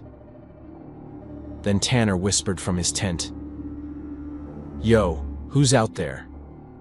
We heard this sudden movement from his tent, like he'd punched the fabric. Whoever it was, took off. Fast. You could hear the crunching of boots crashing through leaves, getting farther away. He immediately came out of his tent and told us someone had been touching his tent, breathing on him. Someone had pressed their face against the tent, and he'd just punched them. As you can probably guess, we didn't sleep after that. We sat up with our knives and the hatchet by the fire pit till the sky turned gray. When morning came, we saw prints, boot prints, big ones, leading right up to our tent, then Tanner's tent, circling it twice, and then heading back toward the ridge. But how the hell had we not seen anyone? Just felt it. Jake had literally stepped out to check, but there was nobody there. We packed up and left as soon as daylight hit. Ate a quick breakfast, and just started moving through the trees toward the car. I remember Tanner kept looking back every few minutes like he expected to see someone following us. When we got back to the trailhead, there was this old beat-up pickup parked next to Jake's car. Nobody inside. And honestly, it looked completely abandoned. It looked miserable, like it had been rotting there for years. But the truth is, when we parked the car, it hadn't been there. I don't know who that was, or what they wanted. Obviously, the pickup might have had nothing to do with whoever messed with us at the campsite. Could have been a hunter. Could have been some crazy dude living off the grid. But that steady light on the ridge, the way it just stared, that's burned into my memory. That's the part that creeps me out the most. Because I swear to everything, it didn't look natural. It looked like it was floating. But yeah, it was nighttime, We were scared, and maybe our minds were trying to make sense of things that weren't really there. The experience wasn't enough to make us stop hiking and camping, but it was enough to make us stop camping in that area and buy a whole set of safety gear, including this little alarm thing that goes off if someone gets too close to the campsite at night. October in the Appalachians is beautiful, and I'd never want to scare anyone away from that area. What I told you is more like proof that there are some crazy things out there, and not every story ends as well as mine. A lot of them don't, and a lot of them we never even hear about. So if you're heading out to that area or anywhere else remote, always be prepared and never go alone.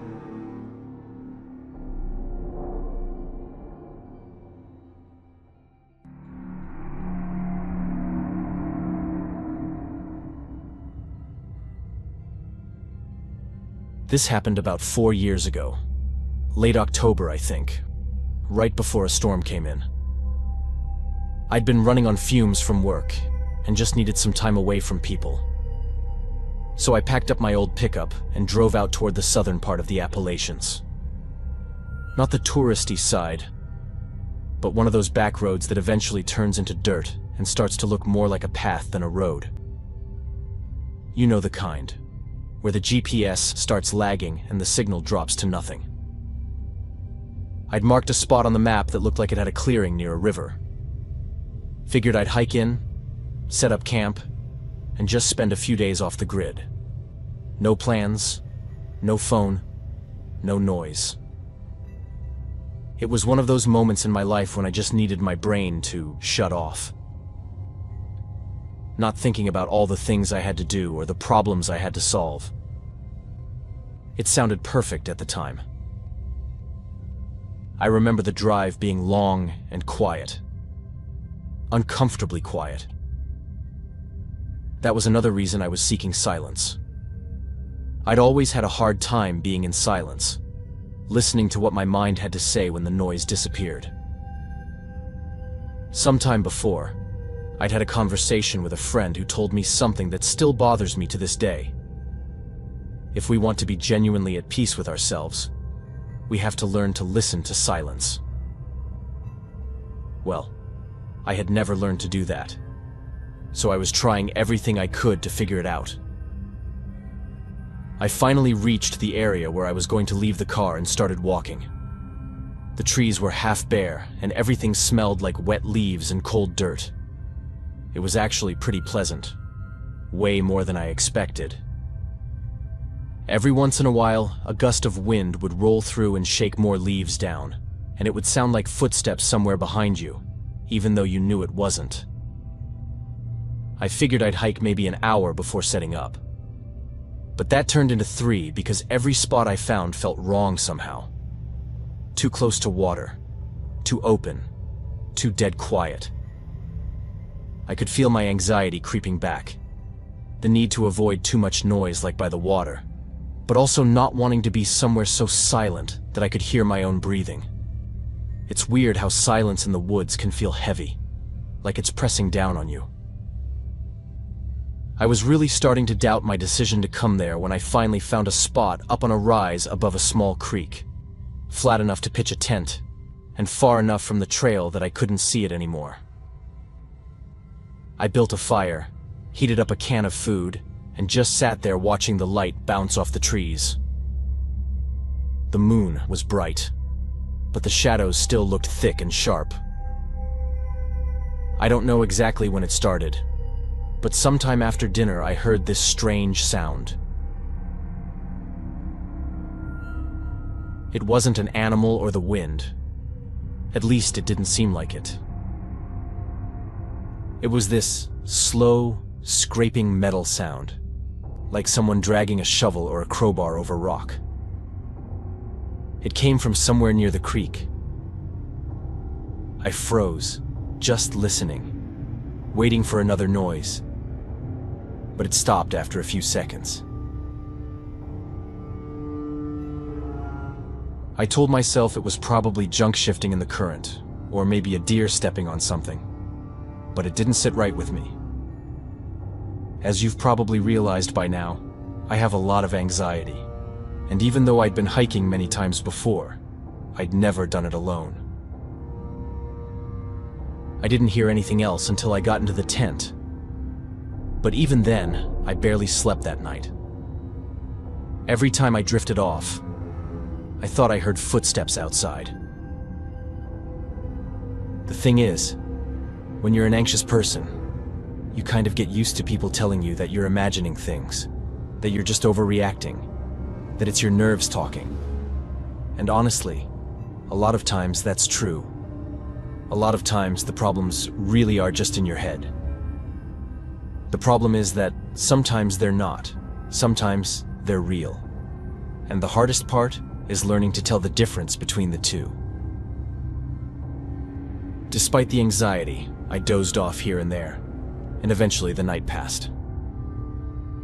The next morning, the air felt colder and heavier. You could really tell the weather was changing. There was still about a week to go, but in 8 days there was supposed to be crazy wind and torrential rain. I got out of the tent and looked around. My fire pit looked disturbed, like something had stepped on it. Again, I tried not to overthink it. Made some coffee and went walking upriver to clear my head. After about an hour, I came across this old shack tucked against the hillside. The roof had caved in, the door was missing, and it smelled like mold and rust. I figured it was an old hunting hut or something. But inside, there were fresh signs that someone had been there. A pile of cigarette butts, an empty can of beans that hadn't even rusted, and muddy boot prints. That's when it really hit me. Whoever had been staying there must have come the same way I had, which meant they'd passed near my camp, maybe even watched it. The sound from the creek, the disturbed dirt, it all lined up. It hadn't been just in my head, it was real. I went straight back to my tent, moving fast but trying not to look like I was running. Still, there wasn't really much reason to panic. The person could have just passed near my camp out of curiosity. Even so, it was terrifying to think that someone you don't know had been that close to you while you were at your most vulnerable. But when I got back to camp, I immediately knew something was wrong. The tent flap was open, and I knew I'd closed it. My bag had been moved around a bit. Everything was still there except my knife. I cursed myself automatically. I shouldn't have left the knife there. I should have had it on me. That was stupid. I started packing immediately. My hands were shaking so bad. I dropped things a few times, but I just kept going. That sense that someone's watching you, it's real, man, and it's awful. I got my gear together and started heading back toward the trail. But after a while, nothing looked right anymore. The trees all looked the same. The light was fading, and I couldn't even hear the creek. I knew that my anxiety and fear were stronger than my survival instincts at that point. I knew I needed to focus, calm down, and think clearly. I must have walked in circles for a long while before finally stumbling back onto the path, completely drained. I know that for someone who doesn't struggle with anxiety like I do, it might sound strange, not being able to stay focused in a dangerous situation, but that's just how it is. When I finally reached my truck, I just threw everything in the back and got the hell out. I know that person probably didn't mean me any harm. Maybe they were just some poor soul. But even so, it was a terrifying experience for me. I'm not doing anything like that again anytime soon. I'll try to get more comfortable with my silence, but from home.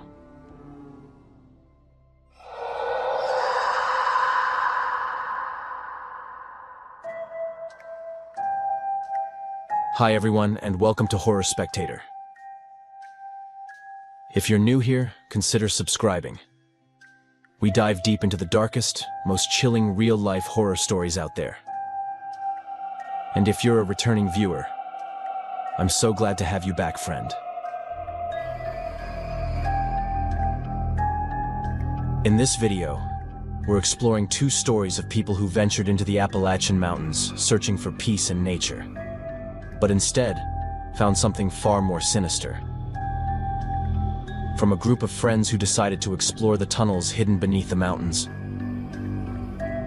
to a small community living deep in the woods that's slowly being hunted. These stories got under my skin, and I hope they do the same to you. Now, dim the lights, get comfortable, and let's head back into the mountains. And remember, viewer discretion is advised.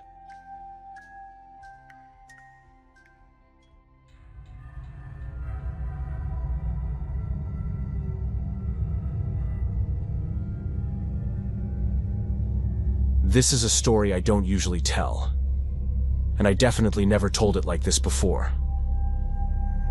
I've shared it with a few people, sometimes because I knew they wouldn't believe me, other times because I knew they would. Either way, it's something we never really talk about openly, mostly because every time I think about it, my stomach tightens up and my hands start shaking a little. It's one of those memories that never really fades, even after decades. It happened in the summer of 1983, deep in the Appalachian Mountains of Western Virginia. Back then, I was 19, and my friends and I were always chasing something to do. None of us had money, and most of us still lived at home, so we made our own adventures. It was a time when that part of the country was mostly forgotten, especially the area we were from. Not that things are much different today, but with the internet, it's gotten a little better. I'm not going to say exactly where I'm from, though some people might figure it out. I just don't want this story coming back around dragging my name, or the names of the people who were with me. I mean, I want to tell it because I need to, but I don't want to be associated with it. And I don't want my old friends to be either. They've all left it behind, and I don't have the right to dig it up again, especially without their permission. I tried reaching out to them before sharing this, but they've all left the state, and I lost touch with the rest. I'm the only one still around here. So, all the names, just so it's clear, aren't real. I hope you can understand my side of it. So, there were 5 of us. Me, Michael, Greg, Tommy, and Aaron. We'd grown up together, spent our teenage years messing around in the woods, hiking, camping, fishing, all that. But that summer, I'd gotten obsessed with something else entirely. Caves.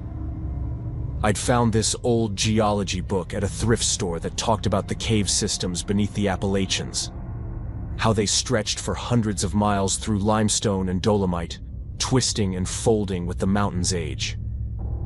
It said that beneath those ridges ran a hidden world where the water had carved its way for millions of years. Massive chambers connected by narrow tunnels, so old they predated the mountains themselves. The thought of it got under my skin. The idea that there was an entire landscape right below our feet that hardly anyone had seen. I read everything I could find after that. Talked to local rangers, even bought a cheap map that marked known entrances. I was completely hooked. That's what led me to talk the guys into coming along. I told them it'd just be a few days camping near a small town not far from where we lived. A place known for its network of caves that supposedly went on for miles. It was something we'd done countless times before. They were all as thrilled about it as I was, so we packed light, sleeping bags, flashlights, some food, and a few old climbing ropes that belonged to Greg's older brother. None of us really knew what we were doing, but we didn't care. We were young, dumb and too sure of ourselves to imagine anything could really go wrong. As you can imagine, I carry a huge weight knowing I was the one who suggested it. But I was young. And when you're young, you think bad things only happen to other people. The first two caves were pretty standard. Tight spaces, cool, damp air, slippery rock. We laughed most of the way through them, taking turns pretending to be explorers. The routes had been great for building our confidence. They had good light and decent visibility. It wasn't until the third cave that things started to feel wrong. It was late afternoon when we found it, tucked into a slope behind a wall of thick pines. On the maps I'd bought, that route was one of 5 marked with an X, and I wanted to find out why. The entrance was narrow, just a crack between boulders, and the air seeping from it was cold enough to raise goosebumps on my arms. Before we went in, I warned everyone that the cave might be unstable and that we'd need to be careful. I told them it was marked with an X, so there was probably something dangerous about it. But instead of seeing that as a red flag, we were stupid enough to see it as a sign of adventure. We tied a rope at the entrance just in case, and started making our way in. At first, it wasn't that bad. The tunnel opened into a wider passage that ran straight for what felt like 100 feet, before turning sharply left. That's where we saw the first symbols. They were carved into the walls, deep and uneven, as if someone had used a knife or a rock. Circles crossed by jagged lines, triangles filled with scratches, shapes I couldn't make sense of. Nobody said anything, but the mood changed instantly. It was like the air itself had thickened. I could hear everyone's breathing getting heavier, faster, even though no one was moving much. It was a mix of excitement at finding something ancient, but at the same time, the terror of it being something evil. We kept going, mostly because none of us wanted to be the first to say we should turn back. After another stretch, the tunnel widened into a small chamber. The floor was covered in something dark, wet-looking, like mud or rot. It stuck to our boots and gave off a smell that hit so hard it made my eyes water. Greg gagged, turned around, and threw up against the wall. The smell was unlike anything I'd ever known, sweet and rotten at the same time, like decay that had been sitting too long. On the far wall was a wooden cross, about 3 feet tall, nailed into the rock and turned upside down. There was something written on it, but the light from our flashlights was weak and shaky. I stepped closer to read it, but I never got the chance. From the opposite side of the chamber, deep in the shadows, came this sound. Sharp, high, and completely unnatural. Like metal scraping glass, followed by a rush of movement. I can't even describe the noise properly because we all heard something different. The only thing we agreed on was that it wasn't made by people or animals. Then, something lunged at Greg before any of us could react. He screamed, and all our lights swung toward the sound, catching a flash of something pale and hunched. Instinct took over. I grabbed the cross off the wall. It came loose with a crack, and swung it as hard as I could toward the shape that was dragging Greg down. It wasn't something I did consciously. It was pure instinct to grab that cross and use it as a weapon. The sound it made when I hit it was awful, like striking wet meat. Greg slipped free and scrambled backward, but before I could pull him up, more of those things came crawling out from the dark edges of the chamber. Dozens, maybe more. I don't even know. By that point, my vision was blurred from panic. I honestly felt like if I'd stayed there another second, I could have died from a heart attack. We ran in pure panic. The rope we'd tied earlier was the only reason we made it out at all. I followed that line like my life depended on it, because it did. My throat burned from screaming and breathing in that foul air, and I could barely hear anything over the pounding in my chest. I didn't know if the sounds behind me were my friends or those things chasing us. Finally, a faint light appeared ahead, a thin beam that cut through the darkness like a promise. I ran toward it, tripping over the uneven rock until the tunnel spat me out into the open. I fell hard onto the dirt, gasping, lungs burning like I'd swallowed fire. Michael was already outside, crouched by a tree, pale as a ghost and shaking so badly he couldn't even hold his flashlight steady. A few seconds later, Aaron stumbled out behind me, eyes wide and glassy, and Greg collapsed right after, clutching his side, sobbing without sound. None of us spoke. We didn't need to. We just bolted into the tree line, hiding behind the nearest pines as if the shadows could protect us. From there, we could still see the dark slit in the rock where we'd come from. It felt alive, like it was breathing. We heard faint noises echoing out from inside, scratching, a muffled shuffle, something wet dragging across stone. None of it sounded human. It took us a moment to realize Tommy hadn't come out. I remember the exact second it hit me. Michael looked around, counted us, and his face just dropped. We started yelling his name, first in confusion, then in panic. Each time our voices bounced back off the mountain, thinner and more desperate than before. We waited, God knows how long, calling again and again, hoping to hear his voice answer from inside. Nothing. The entrance stayed black. Nothing moved. Whatever those things were, they hadn't crossed the threshold. I think the light stopped them, the way they'd flinched from our lanterns inside. Maybe the sun was worse for them. That thought should have comforted me, but it didn't. It only made me think about Tommy, still somewhere in that darkness, maybe surrounded by them. We got closer, just a few steps from the mouth of the cave, our hearts pounding so loud it drowned everything else. Michael, shaking, grabbed the rope we'd left tied at the entrance and started pulling it toward him. At first, it gave a little resistance, as if caught on something deep inside. Then it came loose all at once. When he lifted the end into the light, we saw it, frayed and uneven, like it had been sliced clean through. No one said a word after that. We just stood there, staring at that black opening, unable to move, unable to breathe. I think that was the moment we all buried him, right there in front of that cave. We didn't have a coffin or a grave, but in our heads, it was over. Tommy wasn't just a friend, he was family. We'd grown up together, spent every summer side by side, and now he was gone. And there was nothing any of us could do about it. The grief hit me so hard I couldn't even cry. My chest felt hollow, like something had been carved out of me. For a long time, none of us said anything. We just stayed there, half hidden behind those trees, waiting for the sun to go down, terrified that if we turned our backs, something from that cave might follow.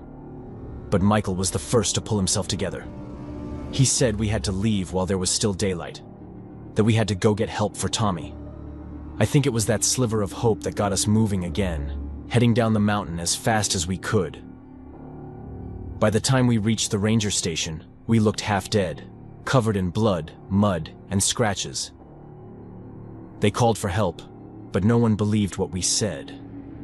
The official story was that a bear attacked us inside the cave and we panicked, that Tommy got lost or trapped. The animal attack specialist looked at us like we were lab rats. I think both he and we knew damn well it hadn't been a bear or any other kind of animal. But he kept quiet. A rescue team went in as soon as the first light of dawn hit, and they found nothing but empty tunnels. And that's when the most inexplicable thing of all happened. They found Tommy, alive and without a single scratch, but in complete shock. They said he'd been found inside a crack in the ground, barely able to move. When we saw him, our relief was immense, but at the same time, there was this huge weight in our chests. It was like we'd all gone through something so traumatic there was no way to ever truly get over it. And back then, there weren't the kinds of support resources that exist today. Greg never spoke about it again. Michael moved away a few years later and stopped talking to us. Aaron joined the Navy, and I haven't heard from him since. I stayed in the area, though I've never gone near those mountains again. Tommy's parents got him help in Pennsylvania, and although I heard about him a couple years ago, I haven't heard anything since. I'm still the guy who survived a bear attack, but I know that thing wasn't a bear, or any other animal. I never again felt the urge to explore the mountains, and I just hope no one ever has to go through what we went through.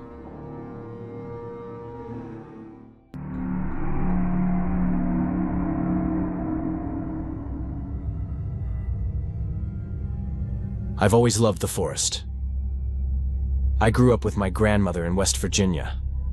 She was a woman many called a witch, but that was just jealousy talking. My grandmother always preferred the company of trees over people, and from a young age, she learned to identify every plant and its properties. I barely ever got sick, and I remember there was always some kind of remedy, some cure that made life feel different, more meaningful. Like we were part of nature itself, more than other people were. I'm telling you this, so you understand that the forests and the mountains were always my grandmother's home, and eventually, they became mine too. I never feared them, but I always respected them, knowing they were part of an ecosystem I couldn't survive without. When she died, and I lost the only family I had left, I started spending more and more time in the woods. I eventually bought a cabin literally in the middle of nowhere. After just a few years living there in isolation, I knew every inch of the land around my home like the back of my hand. The rivers, the caves, the ancient twisted trees. As the years went by, I learned to recognize the forest through all 4 seasons, each with its own beauty and its own challenges. I also learned how to survive whatever came my way. Over time, I met people who, like me, sought refuge in the solitude of the forest. Good people, tired of the noise and lies of the cities, who just wanted a quiet life, far from government control, far from others. Some folks called them feral people, savages, drifters, feared by most. But that's not how I saw them. I saw in them a deep desire to live in peace, to exist in harmony with the rhythm of the earth. I got to know them slowly, one face at a time, one story by every campfire in the clearings. Sometimes they'd come to my cabin during storms, asking for shelter. Other times we'd cross paths on the trails, exchanging supplies, plants, a few words. Over time, they accepted me as one of their own, even if I didn't live within their communities. But about 4 years ago, something started to change in the forest. At first, it was small things, barely noticeable signs that only someone who'd lived there for years would catch. Human footprints where no one should have been. Hardly anyone hiked in that area. It was too rough, too far from the popular trails. Burned out campfires full of trash, clearly made by people who didn't respect the woods. One night, around 11 p.m., I was reheating some leftovers when I heard a gunshot. It shook me to my core. After years of peace, I wasn't used to the violent crack of a firearm anymore. I swear, even the forest felt it. The air itself changed. It was like something profane had just happened. And I'm not just saying that out of instinct. The evidence was there too. The usual forest sounds stopped, replaced by something darker, something off. I stepped out onto the porch, trying to see if I could spot anything. But there was nothing to see. Just that heavy feeling that something had shifted. That shot felt like an omen, one we'd all quietly sensed coming. Something was on its way. I just didn't realize how bad it was. A few days later, I came across one of the communities I told you about, and that's when I heard about the disappearances. First, it was an old man who'd lived alone for years in a tent near the river. He used to join the others for meals, even though he stayed mostly on his own. When he hadn't shown up for 2 days, they went to check on him. But the tent was empty, and there was no sign of him. They thought maybe he'd died somewhere nearby and his body got lost in the thick vegetation. Maybe he'd gotten sick and wandered off. Maybe animals had gotten to him. But if it had been animals, there would have been traces. Then it was Silvana. She was one of the first people I'd met out there. She loved animals, could read their tracks like a language. She'd even once helped a lost bear cub reunite with its mother. When I heard she'd gone missing, it felt like something inside me fell into place in the worst possible way. We searched for her in silence, with the desperation of people looking for a family member. But we never found a thing. Some suggested maybe it had been animals, since she spent so much time around them. But none of us really believed that. The animals loved her gentleness, and if something had happened, there would have been evidence.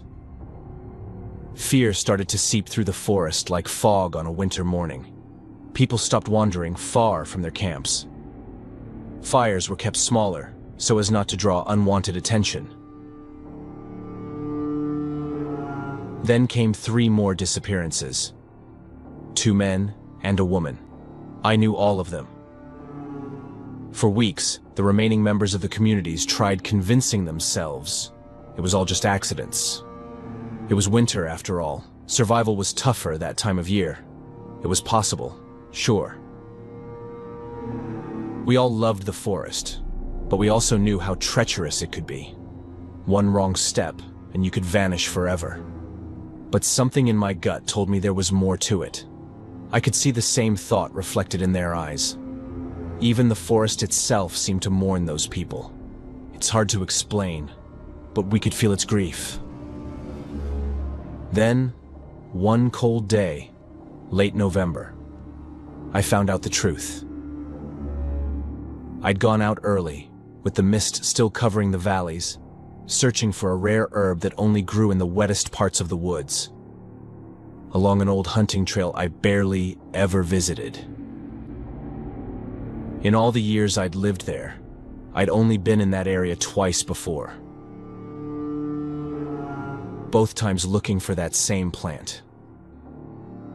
It was a long walk from my cabin, so I tried to move fast to make it back before dark. I hadn't been there more than 30 minutes when I heard voices in the distance. At first, they were just muffled sounds, men's voices, coming from a clearing below where I stood.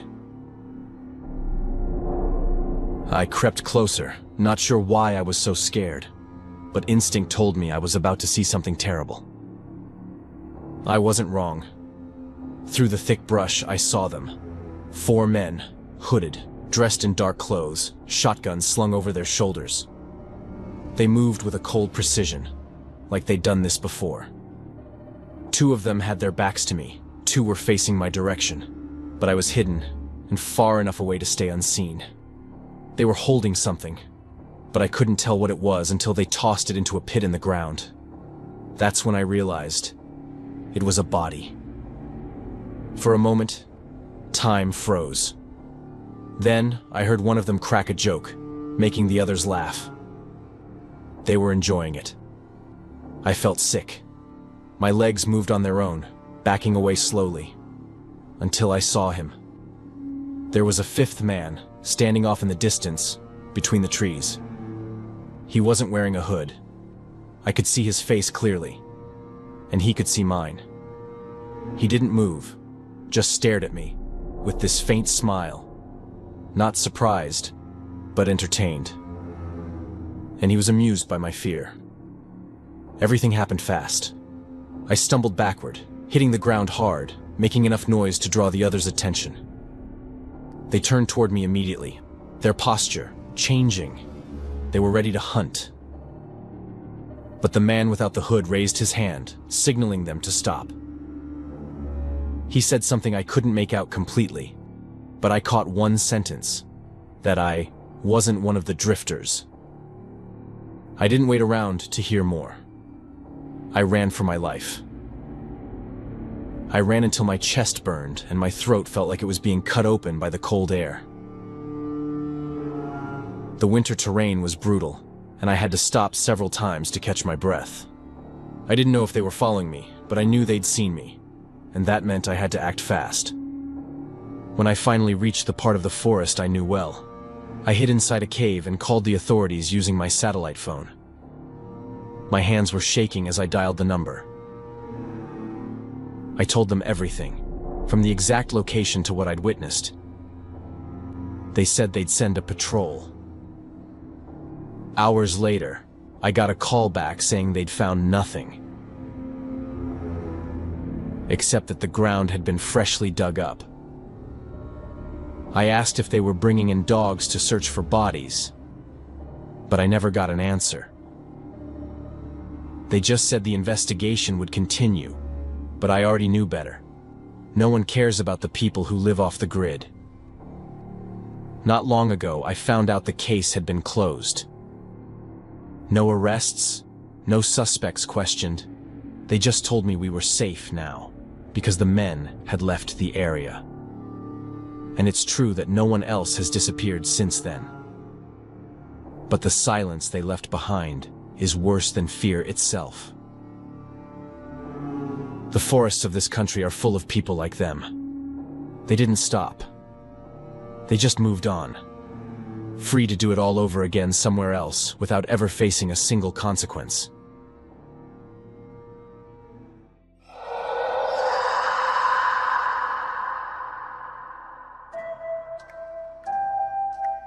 Hi everyone, and welcome to Horror Spectator. If you're new here, consider subscribing. We dive deep into the darkest, most chilling real-life horror stories out there. And if you're a returning viewer, I'm so glad to have you back, friend. In this video, we're sharing 3 absolutely disturbing stories from people who were in the Appalachian Mountains during the first week of November. That time right after Halloween, when the air turns cold and the woods start to feel genuinely gloomy. There's something about that shift, when the nights grow longer and the silence in the forest feels heavier. In my opinion, these stories capture that feeling perfectly. Now, dim the lights, get comfortable, and let's head back into the mountains. And remember, viewer discretion is advised.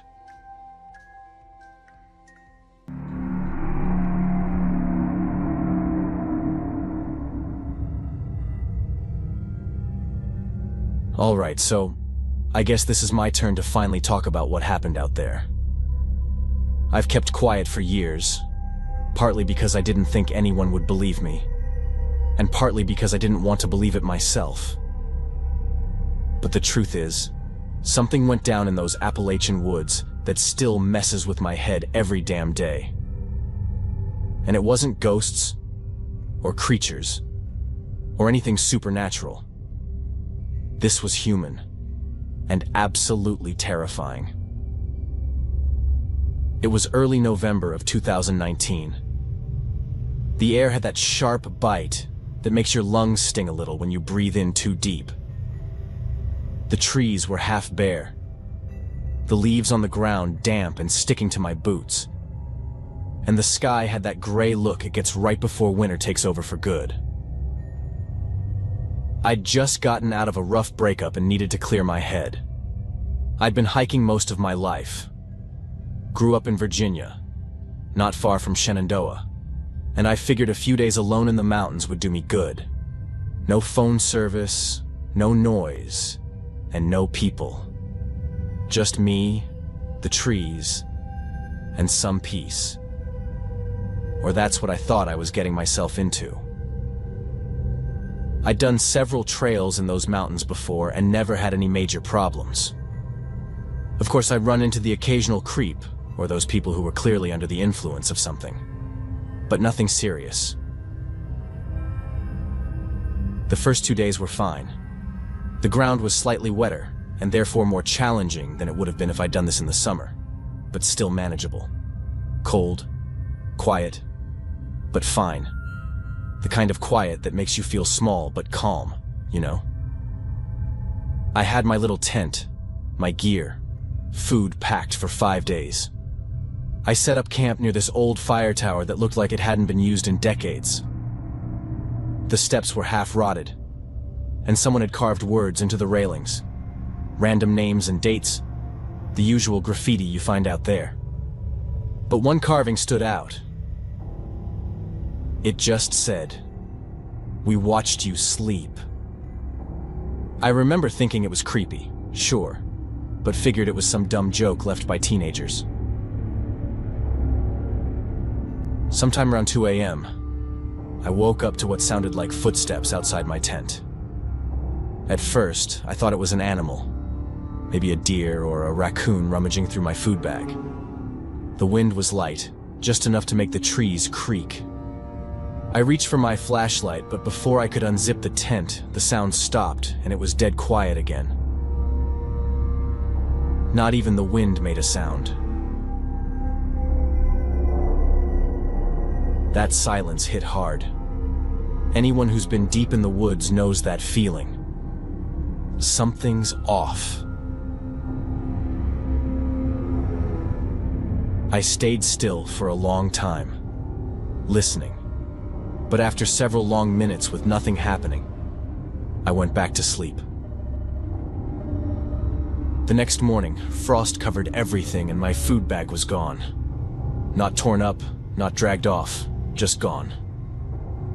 Rope cut clean. Whoever took it knew what they were doing. I found a few bare footprints in the dirt near the tree where I'd hung it. Small ones, and another set that looked bigger and wider. It was annoying, sure, but I wouldn't say it was terrifying. I mean, yeah.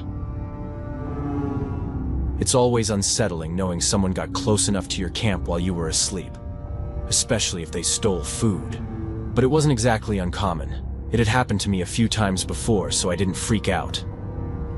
I had extra energy bars and sealed stuff packed in another bag anyway. I always came prepared for that kind of thing. By mid-afternoon, I started hearing movement off the trail. The kind of sound that's not constant, but just enough to let you know you're not alone. A branch breaking, a soft rustle, like someone taking a careful step. The light was fading early, the way it does in November. That weird in-between where it feels like night even though it's only 4 o'clock. I tried to shrug it off, but then I noticed something else. Pieces of my gear, stuff I hadn't even unpacked yet, were missing when I set up camp that night. A small knife, my backup lighter, even my headlamp. Just gone. Could it be that they hadn't only stolen my food?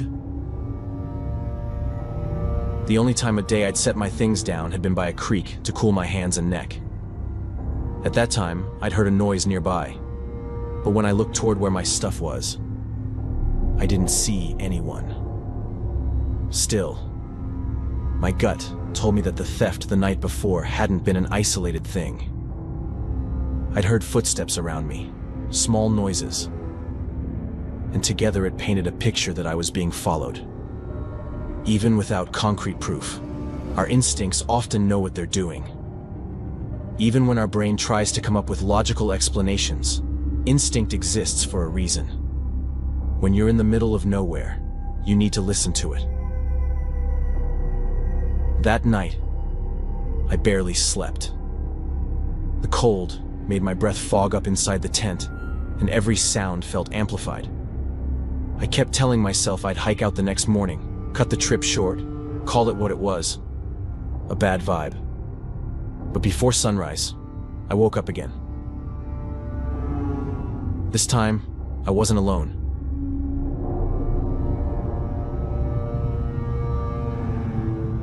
I could hear breathing. Slow, steady breathing, just outside the tent. I didn't move. Didn't even dare to blink. The breathing stopped after maybe 10 seconds, and then I heard someone whisper something that sounded like, "Don't look." When I finally worked up the nerve to unzip the tent, there was no one there. But on the ground, right outside the flap, was my knife, stuck blade first into the dirt. The same one that had gone missing the day before. I couldn't make sense of it. Had they regretted it and come to return things? Or maybe one of them had changed their mind. I really can't find any meaning in what I saw that morning. All I know is that I packed up in under 10 minutes and started hiking out. I didn't eat, didn't stop for water. I just wanted out. The cold morning air burned my lungs as I climbed uphill, but I didn't care. Every sound behind me felt like footsteps. Every gust of wind sounded like someone breathing down my neck. And the feeling of being followed never left. I know a big part of it could have been just in my head, but I've always preferred to play it safe. So I just kept walking. Every so often, I'd catch a glimpse of movement through the trees. Always behind me, always at a distance. Once, I turned around fast enough to see someone duck behind a tree. That's when I got confirmation that it wasn't in my head. I saw him. I was being followed by a man. I just told him not to come any closer, that I was armed, and I kept walking. Now at a much faster pace than before. Around noon, I reached a section of trail where it split in two. Left toward the ridge, right toward the main road. The signpost was missing, but I remembered my map well enough to know which way was out. As I stood there catching my breath, I saw something that still gives me chills. Hanging from a branch right above the trail marker was my food bag, the same one that had been stolen. Clean, tied back up, like it was being returned. I didn't even touch it. I didn't want to know what was inside, or how they'd gotten that far ahead of me to hang it there. Just like that morning, it didn't make any sense. They were clearly having fun with me. My only hope was that this fun would stay that way, and not turn into something much worse and more frightening.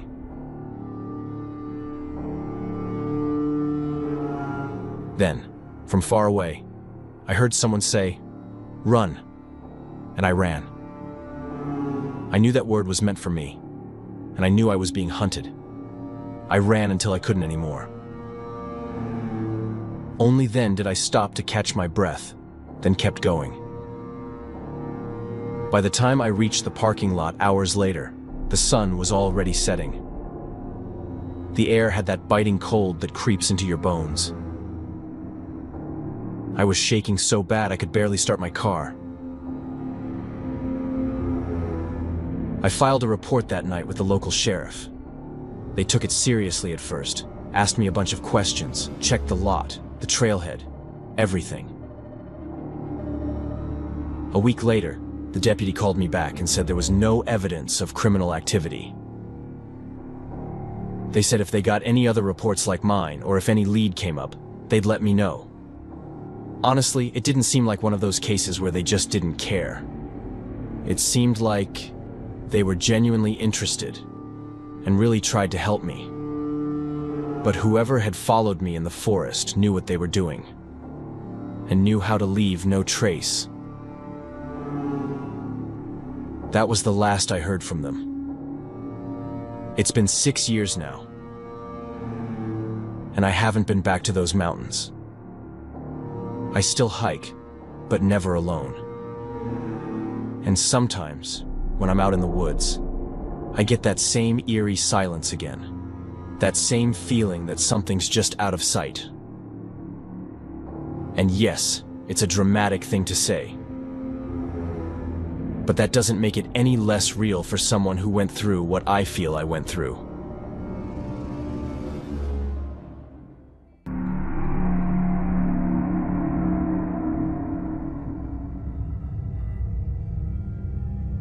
I moved to a small house in West Virginia more than 15 years ago.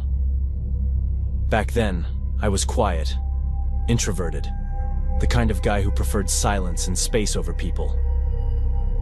I'd grown up with my grandparents, helping them on their farm, and hard work never bothered me. If anything, it gave me a sense of peace. At that time, buying my own property wasn't even close to possible. So when an opportunity came up, I took it right away. A couple who owned a massive farm was looking for someone to manage the daily work. Feeding the animals, maintaining the land, keeping things running. In exchange, they offered me a place to live, a converted storage building on the edge of their property, plus a decent paycheck. It sounded like the perfect setup.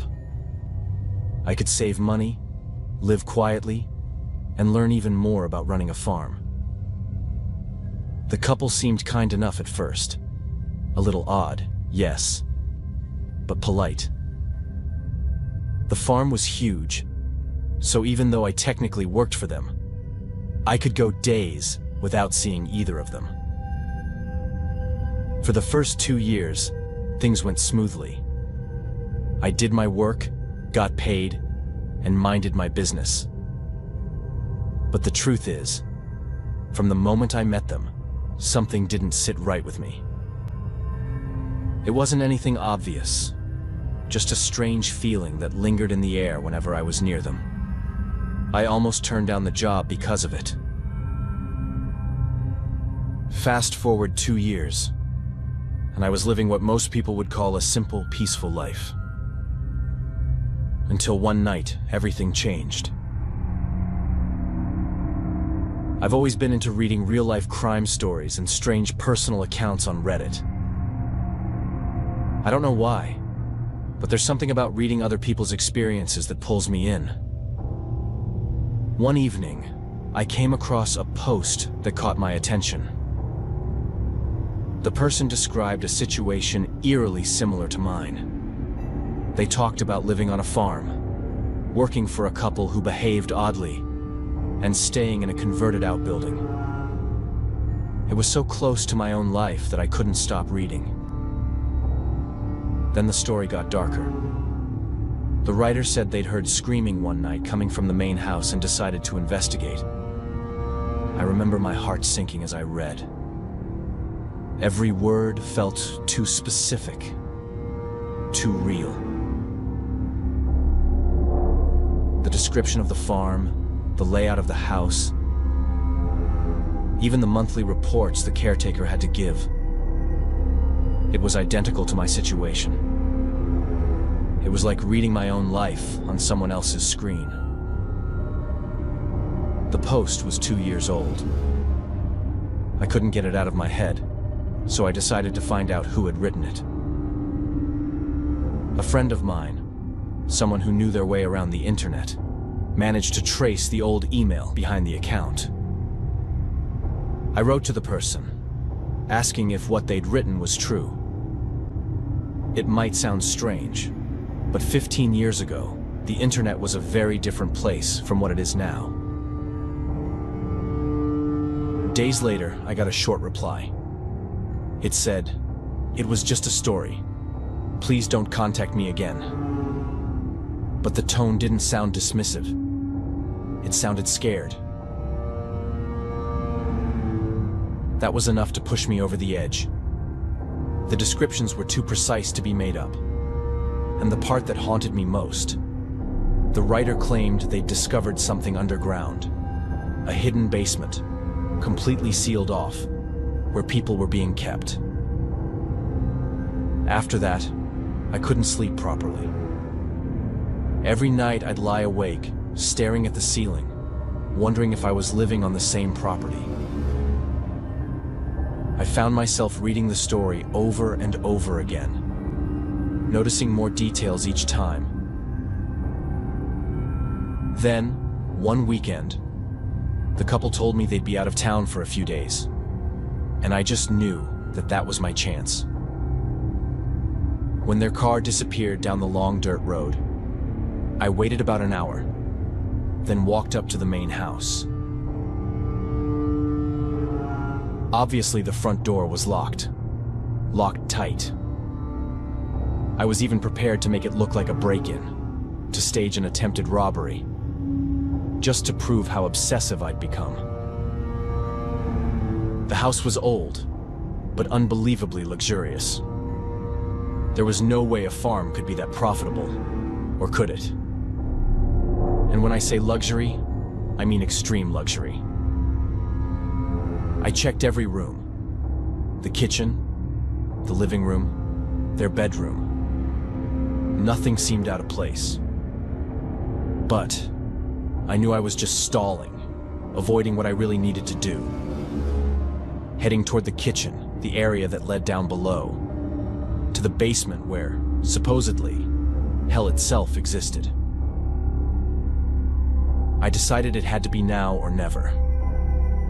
I went back to the kitchen and pushed open the door that led down to the basement, barely visible. I pulled it open, and a narrow staircase led down into the dark. The smell hit me halfway down. Something foul. Like rot mixed with rust. The air was damp and heavy. When I reached the bottom, I realized this wasn't a regular basement. The contrast with the rest of the house was staggering. An absolute shock. The walls were concrete, and the only light came from a single bulb hanging by a wire. The door had to be completely forced open, but I finally managed to get it. There were two men down there. They were crouched in the corner, both of them filthy and shaking. Their skin was grayish, their faces hollow. They looked like they hadn't eaten properly in weeks. They looked at me like they were staring at a monster, completely terrified. Neither of them spoke English. I kept saying, "It's okay. I'm not here to hurt you," over and over, hoping they'd understand. After a few seconds, I pointed toward the stairs and stepped aside. They hesitated, then just bolted. I followed them up, and when we got outside, they ran through the fields, barefoot, straight toward the line of trees at the edge of the property. I could see the bruises on their backs, dark and deep. Before disappearing into the woods, they turned around and bowed, just slightly, like they were thanking me. That broke me. My legs gave out, and I remember sitting there in the dirt, shaking uncontrollably. I didn't understand what I'd just seen, but I knew I had to do something. I went back inside, desperate to find proof. Papers, photos, anything that would expose those monsters. But there was nothing. Every drawer, every cabinet was empty. It was like the house belonged to two completely normal people. Sweet, even. After that, everything happened way too fast. I was in what looked like an office, going through the drawers, when I heard the distant sound of a car and the front gate opening. They were back. I ran out the back door, through the fields. I didn't grab anything from my place, not even my ID. I knew they'd realize I'd been inside their house. I just kept running until I reached the main road and called a friend who lived a few towns away. He picked me up, and I stayed at his place that night. But around 4 in the morning, someone knocked on his door. 2 men. They said they were police officers. I actually felt relieved for a second. I thought maybe I could finally report what I'd found. But as soon as he opened the door, they forced their way in. They beat us both until everything went black. Before I lost consciousness, one of them leaned close to my ear and said, "If you talk, next time you won't get a warning." I have no idea how they found me there, but the truth is, they did.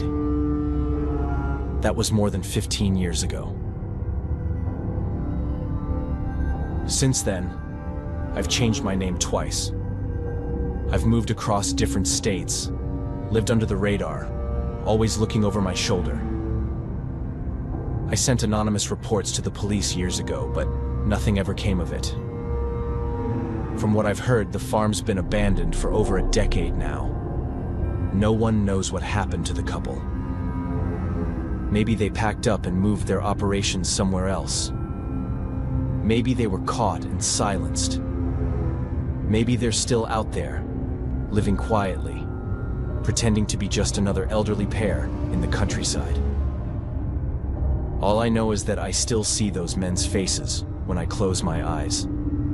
Their hollow eyes, the bruises, the way they bowed before running into the woods. And I still wonder, every single night, if they ever made it out alive.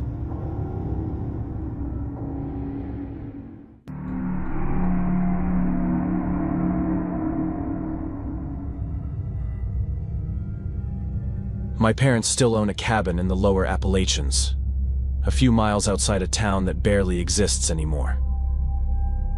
When I was little, that area was full of families. People kept gardens, had bonfires, everyone knew each other. You could hear laughter from the lake on summer nights. Then, in 2002, 2 women were killed on the ridge, just a couple of miles from our place. The guy who did it was never caught. After that, people stopped coming. Houses were left empty. Within a few years, it felt like most of the hollow had just given up. We stopped going as much too. My parents tried to keep it up, but the roof started to sag. The road to the house washed out a little every winter, and there just wasn't any reason to go. By the time I left for college, it was basically sitting empty, except for the few times my dad went to check it after a storm. A few years later, they decided to rent it. Nobody wanted to live there, but eventually a couple from town agreed to take it.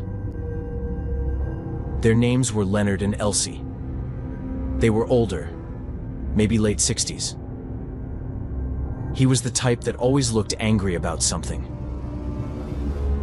Thin, pale, always wearing the same flannel jacket.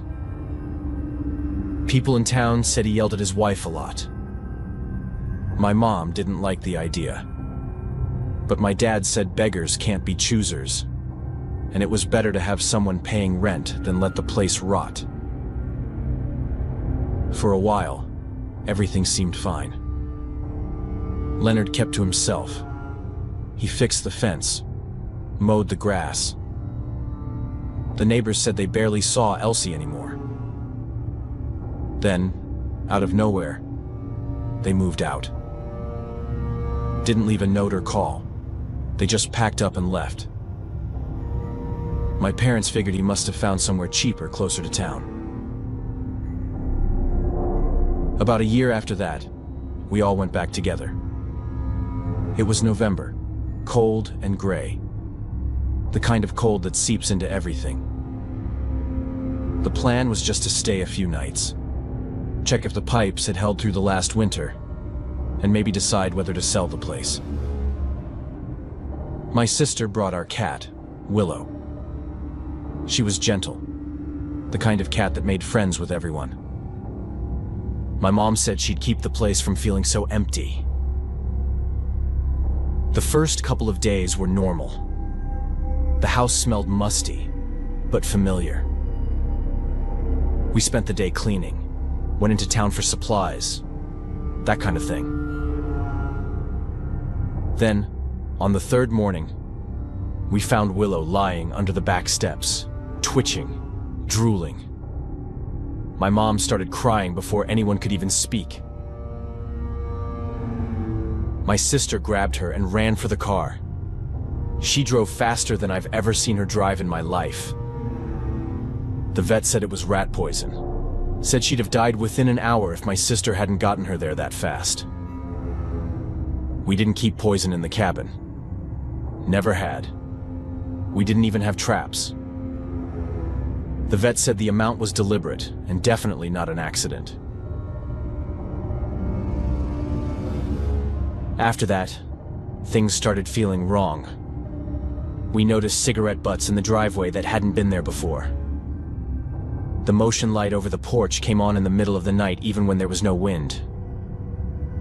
Once, my dad found muddy boot prints by the side door. He said it was probably from the plumber who came by earlier in the year, but the prints looked fresh. A few nights later, something hit the side of the house. Not loud, just one hard thump, like a boot against the wall. When we checked outside, the porch light flicked on. The yard was empty, but I swear I could smell smoke, like someone had just been standing there. My mom didn't sleep at all that night. She kept checking the windows. The next morning, my dad found the basement door cracked open. It was locked from the inside when we'd arrived. He didn't say anything, but I could tell it rattled him. We cut the trip short.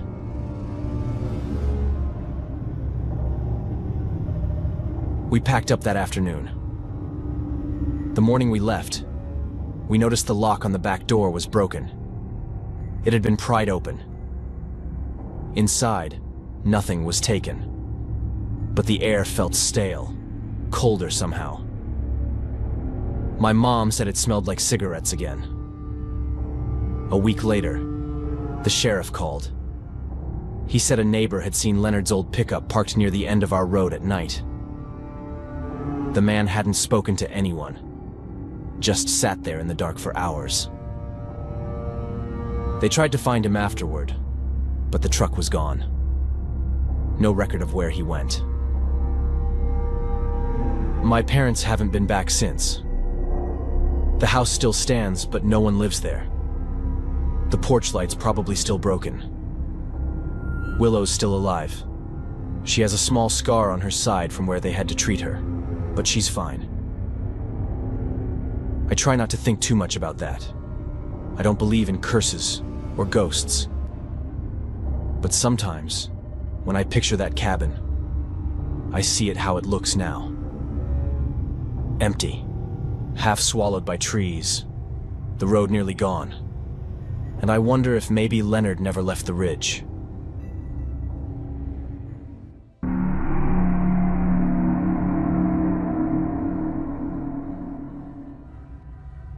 The story I'm about to tell happened over 25 years ago. And the reason I'm sharing it is because I feel like the case has been completely forgotten, and because I need to warn people to never let their guard down. Pay attention to your friend groups, to the people close to you, and most importantly, never ignore it when your gut tells you something is wrong. At the time, the case was all over the media, and I don't want to go through that again. For the sake of this account, I won't mention exact locations or use the real names of the people involved. However, everything else happened exactly as I'm about to describe. I've always had some difficulty making friends. I was a shy girl, and many people mistook my shyness for rudeness. When I started college, I met Leah, one of the funniest, most outgoing girls I had ever known. We became good friends, and little by little, I became part of her friend group, a group she had known since freshman year.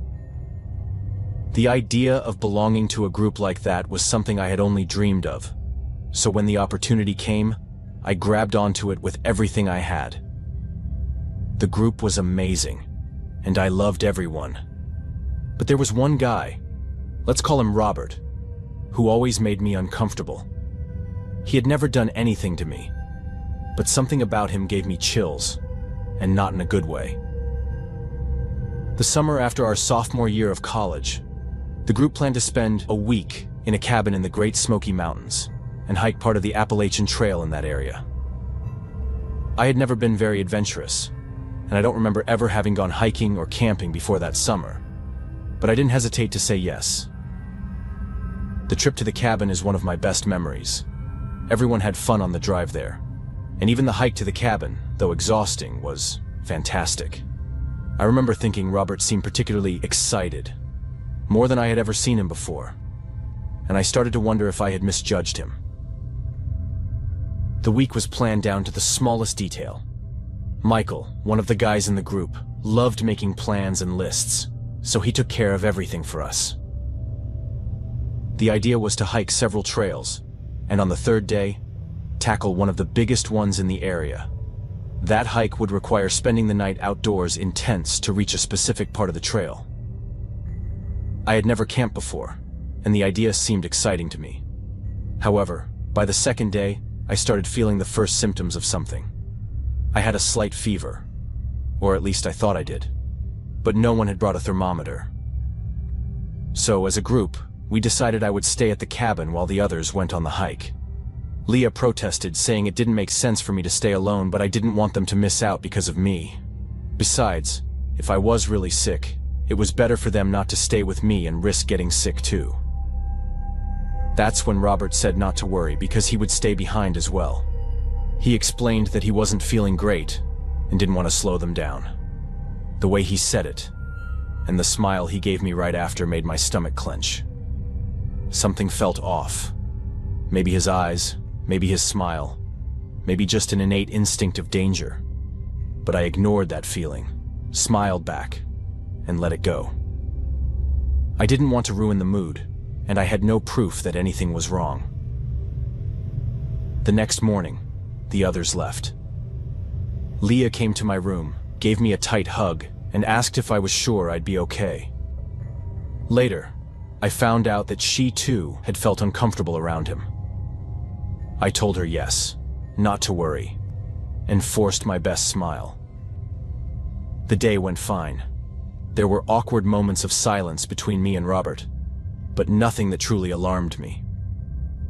When night fell and I started feeling a little worse, I decided to go to bed. He smiled at me, that same eerie smile, and wished me good night.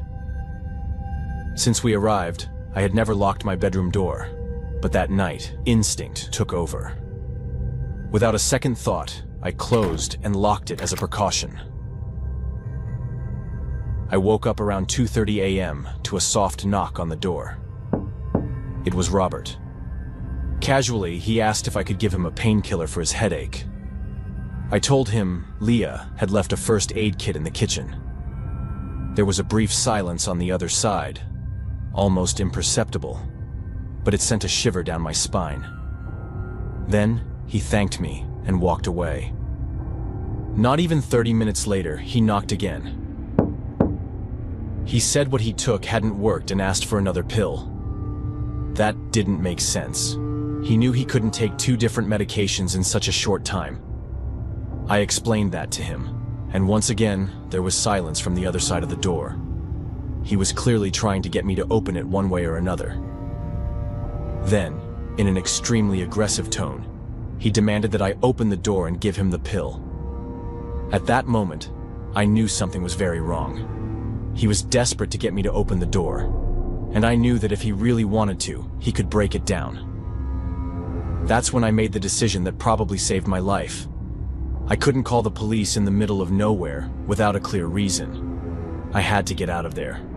I grabbed a jacket, threw the essentials into a backpack, silently opened the window, and jumped out. Then, I ran through the forest until I couldn't anymore. Luckily, I eventually found a small depression between some rocks, where I spent the rest of the night. It was one of the scariest moments of my life. The sounds of the forest made me paranoid. I didn't know if he had followed me or if something else would come out of nowhere. Thankfully, daylight came, and I kept walking in what I thought was the opposite direction of the cabin. I knew my friends were coming back that day, and that when Leah realized I was missing, she would call the police. I spent 2 days in the Smoky Mountains, terrified and practically without food. But at the end of the second day, I was found by a rescue team. I spent 2 days in the hospital undergoing tests and getting rehydrated. They discovered I had food poisoning, but they never figured out the cause. When the police came to speak with me, I felt my blood run cold. Robert had disappeared. But the worst part was what my friends had found when they returned to the cabin. The living room area, the one with the TV, sofas, and fireplace, was completely covered in plastic. For 22 days, those mountains were searched extensively by the police, but there was never a trace of him again. He probably managed to leave the country. Eventually, I moved to another state and rebuilt my life. Over time, I lost contact with everyone from that group, even Leah. Even though I'm okay, I was never able to camp or hike again, and I'm wary of most people who come into my life.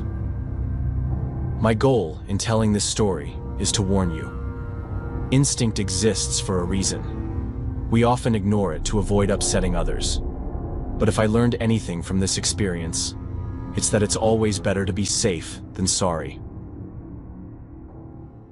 Hey, horror spectator here. Thanks for watching. If you enjoyed this video, don't forget to hit that subscribe button and turn on post notifications so you're always in the loop when new videos drop. We post 2 videos every week. If you're really into this content, consider sharing it with your friends. It really helps us grow this community. Now, let's move on to the second story.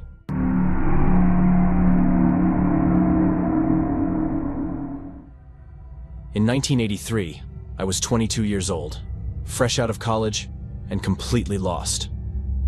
I had my degree, but I had no clue what I wanted to do with my life. I figured a solo backpacking trip through nature might give me some clarity. I was an experienced backpacker, and I mapped out a 43-mile hike along the Appalachian Trail, starting in South Carolina. The plan was to spend 7 days alone and then meet a friend at a designated spot. They would bring resupplies, and we'd finish the hike together. When I told my parents, they weren't worried.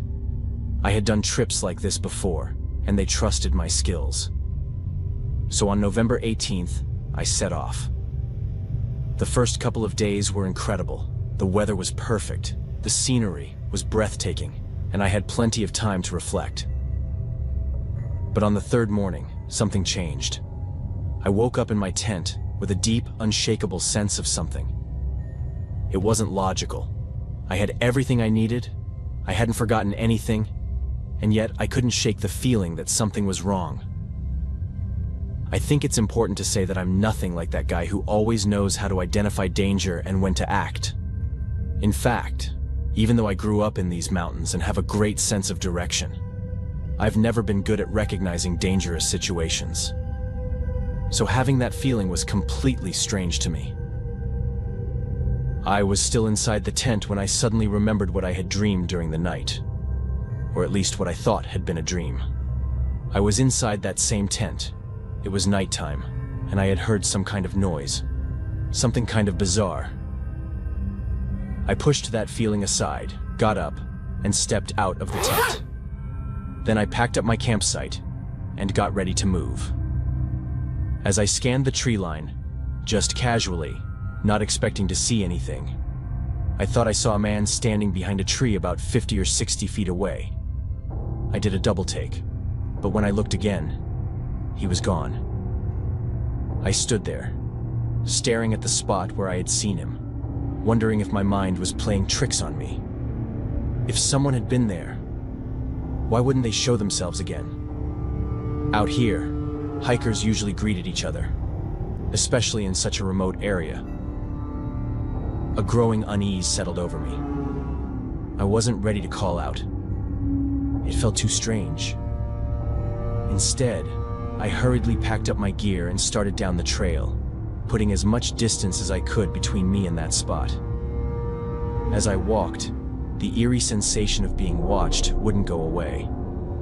Every few minutes, I turned around, convinced someone was behind me, but I never saw anyone. Still, the feeling lingered. It got so intense that I started walking faster. Then I was jogging. Then I was running. I knew I was deep in the wilderness, miles from civilization. I had two choices: keep following the trail for hours, possibly into the night, or take a shortcut. I was pretty sure a road ran parallel to the trail, further down the mountain. It would mean cutting through the dense forest. But if I was right, I could get out of there faster. My gut told me I had to leave the trail, so I veered off the trail and started running down the mountainside. It wasn't long before I heard it. Footsteps. Distant, but deliberate. I stopped, listening hard, and there it was again. A crunch of leaves, a snapped twig. Every time I turned, nothing was there. I'm not the smallest guy in my family or friend group. Actually, I've got the kind of build that would make someone think twice before messing with me. But honestly, it's all just for show. I've never had to fight for my life. And the one time I got into a fight in school, I got my ass kicked. I'm just not the kind of guy who feels comfortable getting into a fight, even in a situation like that. And then came the noises. Low, guttural sounds, almost like grunts or murmurs, but not quite words. It was a deep voice, but unnatural. My heart was pounding, my body on high alert. I pushed forward as fast as I could, convinced that whatever was following me was getting closer. As night fell, I still hadn't reached the road. I had no choice but to set up camp in the middle of nowhere. I was terrified. I crawled into my tent, zipped it up tight, and prayed that nothing would come near me. But the moment I lay down, I heard it again. Heavy footsteps circling my campsite. Slow, deliberate. I held my breath, barely moving. Whoever, or whatever, it was never came right up to my tent, but it stayed close. I barely slept. At first light, I packed up and ran, but the feeling of being watched never left. The footsteps, the noises, the lurking presence. It was always just beyond my line of sight. I told myself I had to keep moving, but by the second night, I was still lost. I hadn't found the road. I couldn't backtrack, and I knew I was in serious danger. That night, the sounds returned. The heavy footsteps, the deep, unintelligible voice. I gripped my knife, knowing it wouldn't do much against whatever was out there.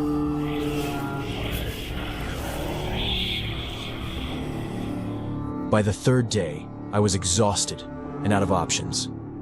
So I made a desperate decision. I ditched my backpack. My tent, sleeping bag, food, and water. Everything I needed to survive. It was dead weight, and I needed to be able to run faster. I ran until my body gave out.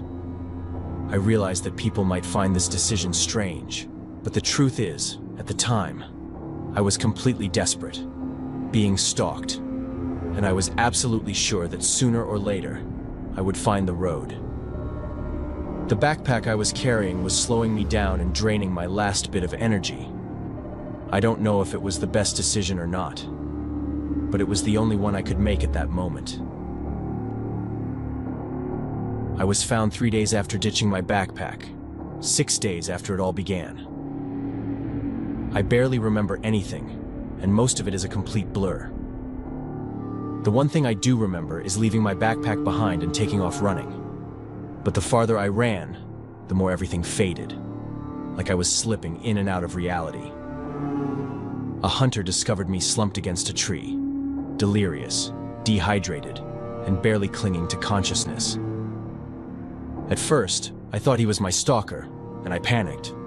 But when I realized he was there to help, I broke down. When I was finally safe in a hospital, I told the authorities everything I could. Some thought I had suffered a mental breakdown, that my fear had made me imagine the whole thing. But others, including local park rangers, believed me. There are other reports, some from park rangers themselves, claiming they were stalked in the same area. To this day, I don't know what was out there with me. No one ever found any evidence of who or what had been following me. All I know is that I wasn't alone in those woods,